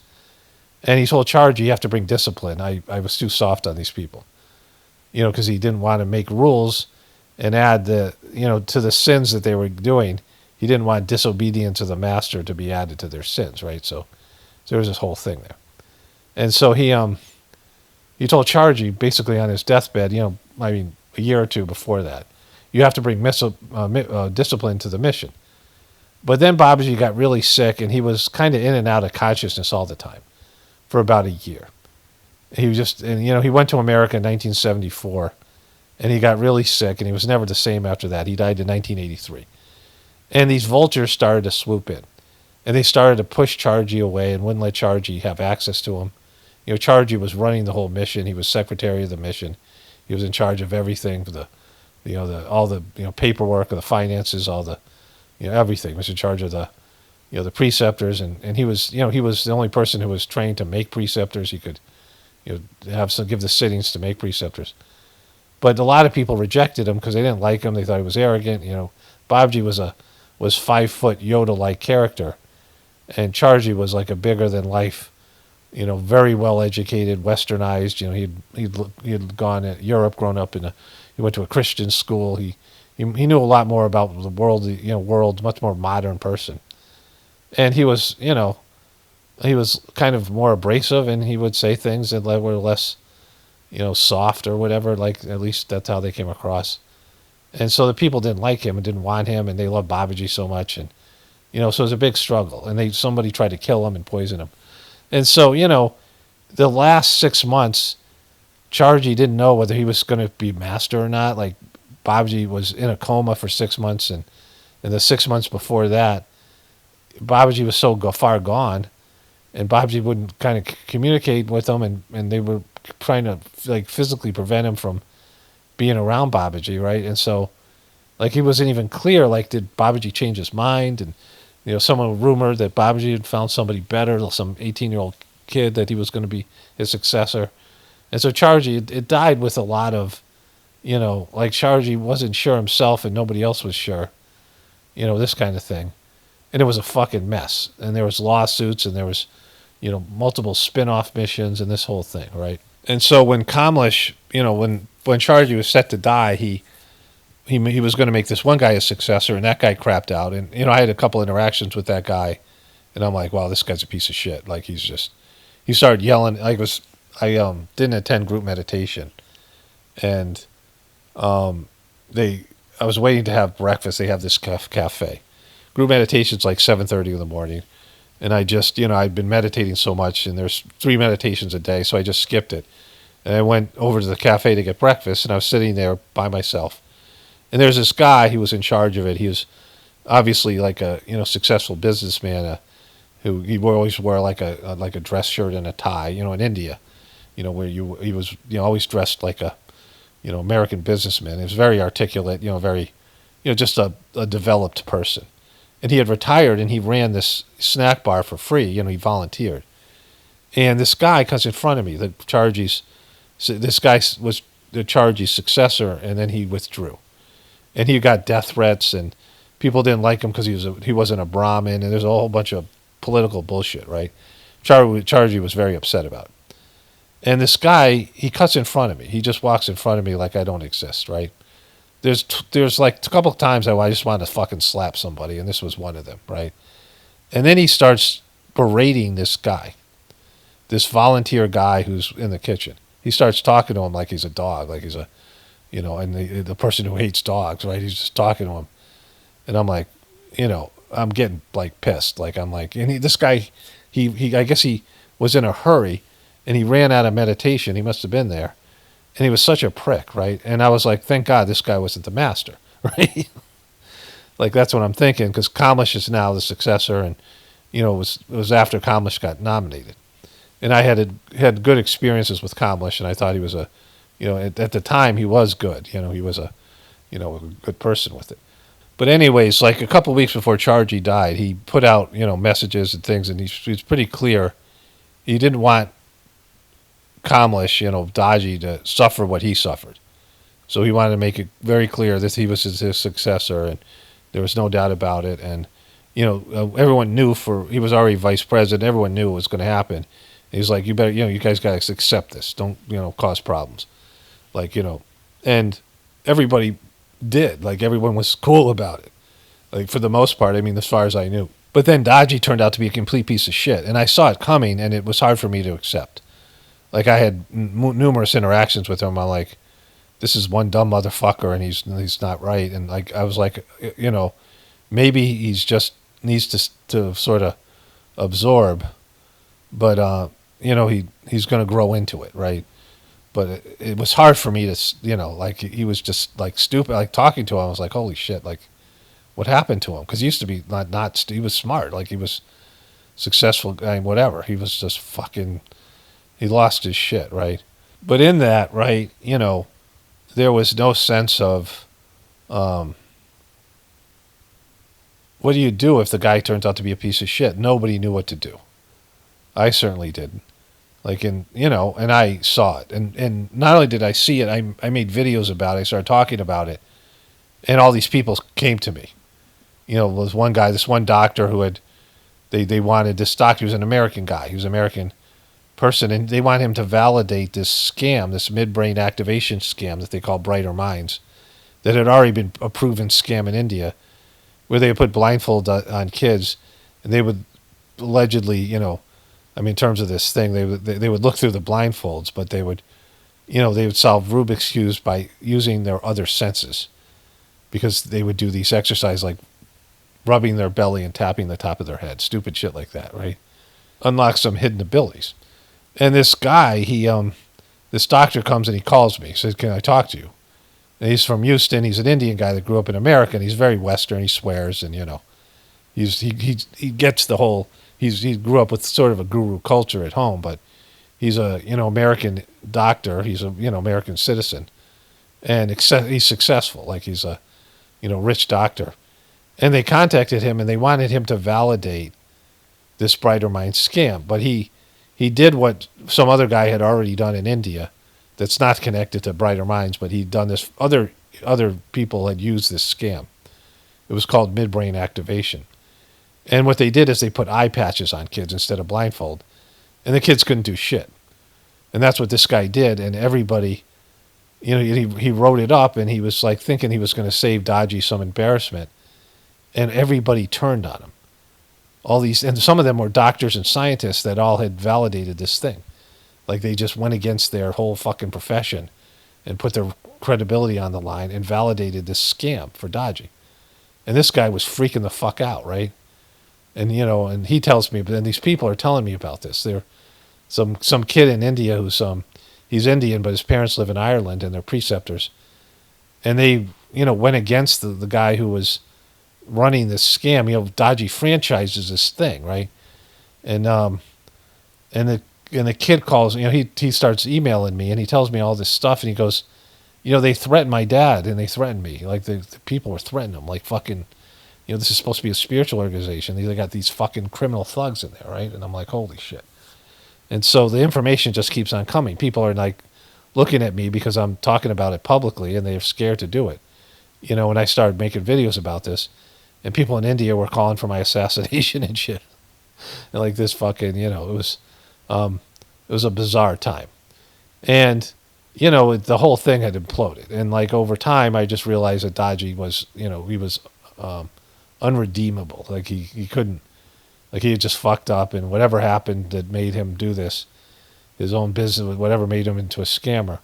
And he just started to shit all over Chargie's legacy, any chance he got. And he tried to erase Chargie, his spiritual master, from the mission. It was just bad. These are unforgivable things, and they're just, ingratitude is like the soul sin in Saj Marg, being ungrateful. And Daji was ungrateful as you could possibly be. And all these people are going along with it, and they were doing piece of shit things too. Like they started to fucking, oh my God, it's like, we can now be scumbags too. Like, so the whole thing was imploding. So, I mean, this was the official organization, and there's all the legitimacy and the paperwork, and he's the legitimate master and successor of Chargy. He's a legitimate president, even though he's created a holding company called Heartfulness, where he's trying to steal all the properties. And now there's like $1 billion, $500 million, I don't know, it's a lot of money worth of properties. They've got all these ashrams in India. They got a beautiful one in Denmark. They have smaller ones in France, and a couple of them in America. And they have these properties, and they're worth lots of money. And whatever it is, they have and the amount of members. They have the world's biggest ashram meditation center. A 1,000-acre ashram in Hyderabad. They have all this stuff, and they have all these assets. And, scumbags and politicians and famous people all try to, glom onto it, and it just got shitty. It just became everything it wasn't supposed to be, right? And so I was left doing this Gratefullness meditation channel. Some of you guys kind of know the history of this. But, what I'm doing is not legitimized in any other way but through my heart and through spirituality, right? Through the meditative process. Let me just restate this. Where I said where I was kind of an asshole before. When I mock people and I say mean things and I do stuff, imagine like me being like 10 times worse with no connection to God and no connection to my heart, right? That's how I was before, right? So, I see like the benefit for me, and also, the heart becomes an instrument to guide you through your life. And so decisions are there. But the problem is when something isn't legitimate and you're just out there on your own, then every time it doesn't seem to be working or you have a bad sitting, doubts creep in. It's an unfortunate, reality. I'm not going to succumb to the doubts, but they're there. Right. And so I had to go eat lunch. I was just running out of energy.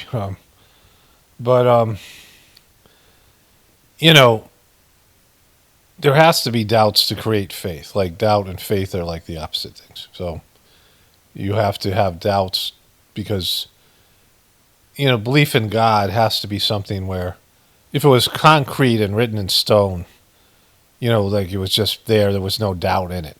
There was no, legitimate argument for atheism or Gnosticism or any of these things, because there is. And, you often find religious organizations and spiritual people and religious people being shitty, which, or stupid shit in their religion, like stupid stuff. And it makes you question it, right? Anything that you see. There was a saying in the Saj Marg system, don't judge the doctor by the patients in the waiting room, which there was this one guy, he was a preceptor. There were 6 preceptors, American preceptors where I because most of them were Indian, like, people had moved from India, but these were all people who grew up in America, American preceptors. And this one guy, he wrote an article about that, with that in the title, don't judge the doctor by the patients in the waiting room. And he was constantly struggling, and he ended up struggling and quitting because he had so many bad experiences with other practitioners, right?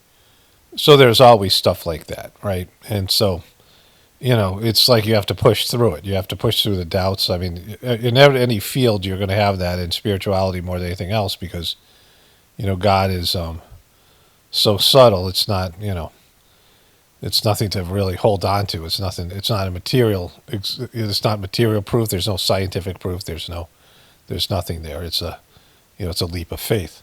So anyways, so I had these, very restless sitting, and then this amazing sitting today was, validation. This gathering has been the best. Each one has been better than the last. At least that's how I'm experiencing them. And, it's, I mean, to keep the system alive, this is where I want to talk about heartfulness and the Christianity thing. I went back and looked at one more video yesterday, one I hadn't seen, that, I just scrolled through these things. But there's a woman talking about, for the Heartfulness Gathering, and again, this is Babaji's birthday, and Babaji is such a significant figure. And he's being lost and overwritten by Daji's desire to bring in more people and run his own thing, do his own thing where he's the person. And like he's very much like an Erica Kirk and some of these more unlikable people. Like he can't bring people in. He's not a superstar, right? He doesn't have any charisma. So no matter what he does, it's always going to, fall flat, but he's going to destroy something so wonderful for all of us who did it. And like the ease in which he's done that and just being a complete piece of shit. I mean, can't even express it. Violating two of the most fundamental principles, turning on the master and the previous masters, like negating their excellence and their contribution to what he became. I guess since he became a piece of shit, I guess you could blame that on them too. But, that's whatever that is. And also, it's an extremely simple system. And it's supposed to stay pure and without adding anything to it. And on day one, he started to change the maxims. It's like somebody coming in changing the 10 Commandments. He rewrote those things early on, and I was like, why is he doing that? And then, all this other stuff happened. And one of the things I'm doing here with the Gratefulness Meditation is keeping it pure, in its pristine, the system in its pristine form, because, it's just, that's the way it's supposed to be. And, with Christianity, this stuff that happened, Jesus couldn't die for your sins. And I asked that question, and I had some people comment, and I'll include that voiceover at the end of this, video. For those of you listening to this on the Gratefulness Meditation, those listening to this in the Journey series, I'll probably put this at the end of the video I put up on Saturday. It's going to be a long-ass video. But it'll be my, first video, Sunday morning. And I think this is a good idea because it's, anyways, for those of you listening to it in other places that's not in the Gratefulness Meditation channel, you've already heard that, you've already heard that thing where I respond to those comments. But, this is, when I look at the Christian religion, particularly because there's so many Christians here in America and I grew up as a Catholic, I see what it's become. And the more I understand spirituality, the more I understand, how a spiritual movement and a spiritual person's work, like Jesus or any of these spiritual masters or saints, gets perverted. And you can even see it with Charlie Kirk, who was Charlie Kirk was a piece of shit, but what they've taken from him, and then everybody speaks for him. Candace Owens speaks for him, and Erica Kirk speaks for him, and all those those two gay dudes, they all speak for him, right? But they all speak to him for what they would wish he would say, their version of him that suits their agenda. And that's what happens to religions. And they create false narratives, like Jesus died for your sins and the rest of these things. And that's what's been happening to heartfulness and, what heartfulness is done to the Sajmark system. And it's hard to watch. And I think I've been through this before. So, I just doing my best to keep the system alive in its purest form. All right, so that's enough for now. I'll add a voiceover tomorrow morning after the last sitting tonight, and then maybe do one more reflection. It's going with this idea of the restlessness. There's the way you feel in meditation, and it doesn't have to be blissful, like to be a good sitting, like I said. But it's not really that's important. There's a condition that unfolds inside of you. Like when you become a parent, there are things that happen, especially for women, because of the, the biological aspect of giving birth. But, but even if it's just, even for the man, things kick in on a spiritual level, programs kick in. You have a parenting program, and you might have been, you might have babysat kids before, or you might have done some things, pets, whatever. But you've been a caretaker a little bit. You might have had a little brother, sister. You took care of these things, nephews and nieces. So you've already started that process. You already, are moving into that role. But it's something that, wasn't there and then all of a sudden is, right? You get a job and you go there and you're completely clueless, and then things kick in. There's some scaras, these things, good things, bad things. I mean, alcoholism's another, like a bad example of that. You have your first drink, and before that you didn't give a shit about alcohol when you were a kid, and all of a sudden you can't live without it, right? So you have these things that kick in, and there are conditions that unfold, and these spiritual gatherings, there's something that hopefully keeps on unfolding like forever, like it's there's something that happens in you, and the changes are, and maybe each gathering adds to it, but it's a process, and you see that things are changing inside your internal world, which is, you can't substitute for that. I mean, it's easy to change, or it's difficult to change in the material world, but it's much easier for people to change their material habits, their diet, their looks, their jobs, their relationships, where they live, where you can change all kinds of things about your life, right? And but changing yourself inside internally is almost impossible for people, and usually it's very small. But totally, evolving as a person is off the table for most systems, but the Sajmark system, that's what it's there for. So it's a wonderful thing. Anyways, let me wrap this one up here. Okay, Saturday, May 2nd here. I did the last sitting Friday night. Another just very sublime, very subtle, but blissful sitting. Really, the effects of the gathering, like the good thing about this gathering was that, like, I was in it the whole time.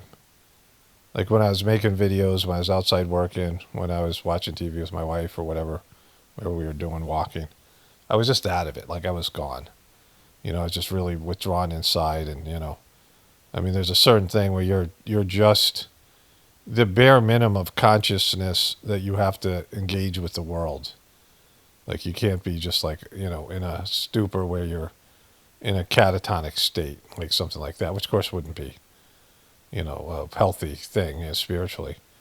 But when you get into a meditative state and the world is just gone. When you would go to these ashrams, I mean, the energy was so palpable, and you would just be there, and it's this bubble. Like you walk outside the ashram, and you would be kind of shocked about what it feels like being in the real world, or the material world, not the real world, because we live in an illusionary third dimensional plane of existence. But when you left the gathering and you had to go back to your job and things, you'd retain this feeling. You'd be detached for a while, and then you just get pulled into it. You get pulled back into the drama and all the bullshit that's going on, and whatever it is in your life, all the the bills you have to pay, all those kind of shit, right? All the things that take your consciousness away from divinity. But it was this feeling of like being in heaven. Like there's a great video made by this guy Guy Jaris. He's a French guy who made a video about the ashram in Chennai called Heaven. It's available on the Sajmark channel. And, he does a good job of the people talking about what it's like there. And when you're not there, you remember it, but you can't recreate the condition. I mean, you can, but you don't. Like, it's hard. But when you get to go to these gatherings and you get to be in these places. But even after a while, when I was in India, and you start living your life there, you get into where you're not totally engaged with the, you have to go and you have to function in the material world, and you have to have human reactions to human situations. People have tried to practice detachment. Like people go live in some cave and they renounce the world, and they leave their families, and they don't contribute. They have these sannyasis in India. And that's not the Sajmark way. Sajmark is about being able to be what they call non-attachment attachment, where you have to have attachments, but you think of them as like gods, like your wife is, from God, and your kids are from God, and your job is, you're working for God and not your boss, like this kind of thing, right? But you still have to have these things in life, attachments. Your perception is different about it, right? Where you're not attached like in a kind of way that's dysfunctional. People have these unrealistic and unhealthy attachments where, if you think about everything coming from God and everything, you raise it up to a divine level, right? Where everything you get comes from God and you divinize everything, right? But you don't run away from life. So the good thing about going to these gatherings, you had these 3 or 4 days where you just saturated with this energy, and the world, your material life was just put on hold. You don't have to engage, and you just bask in this condition. And really, I can't do justice in a description because you have to experience it and feel it. And up to this point, the gatherings we had here, the sittings, I had a little bit of that. I mean, you can create an ashram-like condition in your home, but you have your daily routine, which is very materialistic, and you get in a certain mode. And I was still making videos, and I'm still making fun of people and doing that stuff and all that kind of thing. But I was, definitely not as present as I usually am. And I was feeling it. Like I said, some days I was just, looking at the walls. The other thing, I've been really tired. One day I took like 3 naps, and one nap I couldn't wake up from. I just, I woke up and I'm just staring at the wall for like an hour. Like I didn't, do anything. So, very withdrawn, very, internalized, which is the goal of the Sajmark system, is to really go in deep. They have this thing called Saj Samadhi. Samadhi's a yoga condition where you go out, but you're not sleeping. You're not asleep. You're in a spiritual state, but you're not awake or aware of what's going on around you.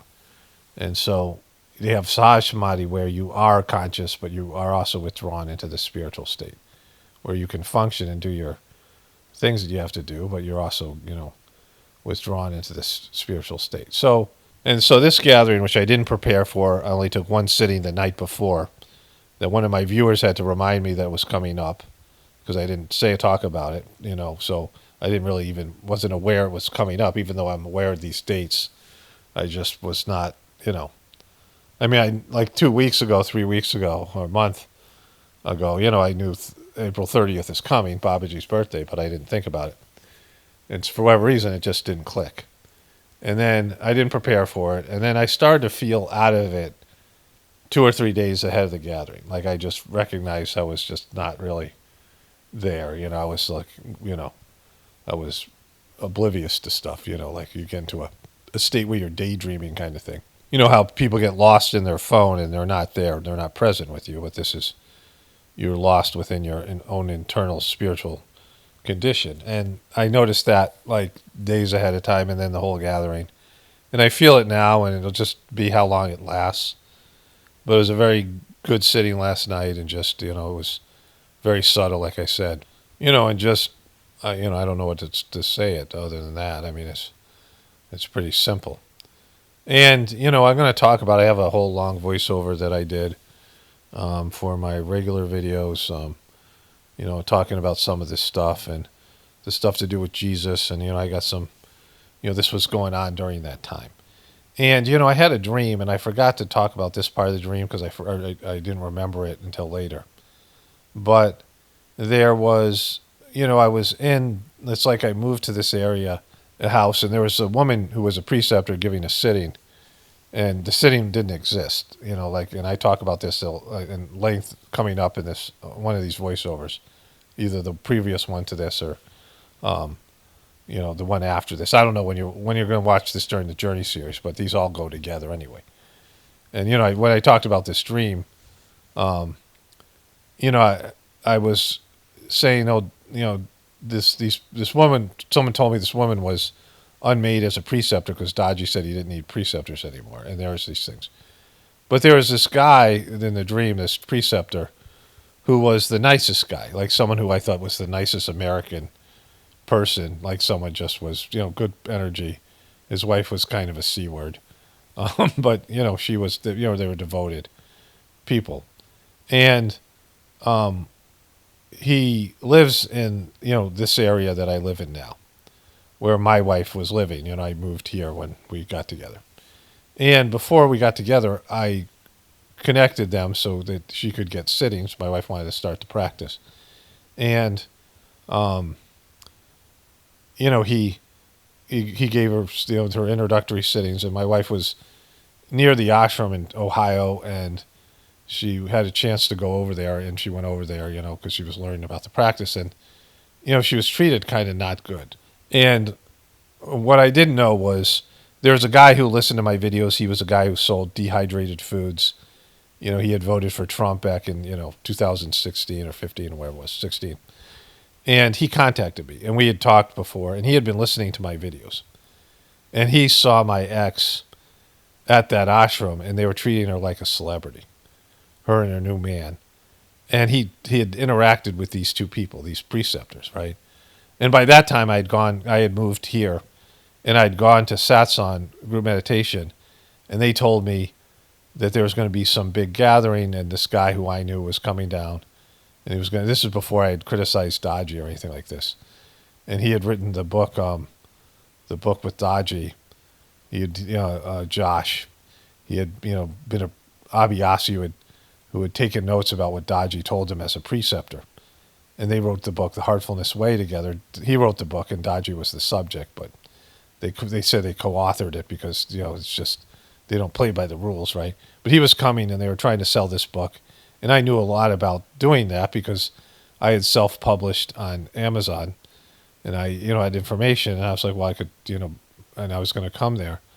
And this guy, this preceptor who started my wife, doing the sittings, came up to me and said that my ex was going to be there with her new husband. And, they had been really standoffish with me. And I realized that, after that, I realized that he had taken personal information about my wife, my wife that I'm married to now, and given it to my ex. And there was fucking fallout from that my ex had contacted people in my now wife's world, which I'll get into later at some point. I'll tell that whole fucking story. But that's a fucked up story, which we didn't even know till recently, till about 6 months ago. My ex started to try sabotage because this preceptor went against every code of being a preceptor. And I think it was because of his cunt wife that, but also him. And they, whatever my ex was telling them about me, they believed it, even though I knew this guy longer than my ex did. And my ex is clearly someone with psychological issues. They believed all the stuff. And they leaked information about my wife now to my ex and other, just totally inappropriate. And aside from, whatever they felt about me, my wife now had nothing to do with that, right? Like she was an Abhyasi, someone who's starting. And, the whole satsang, so I went there, I was like, oh my God, this place there's nobody here, and it had bad energy.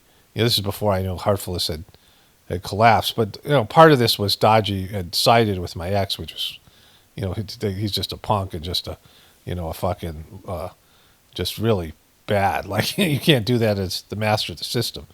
But I didn't know any of that at the time. Well, I knew some of that, that kind of had happened, but I didn't know the extent. And so, so these people who were here, we couldn't go to group meditation, which turned out to be a blessing because the transmission wasn't even flowing, and Daji just, fucked the whole thing up anyway.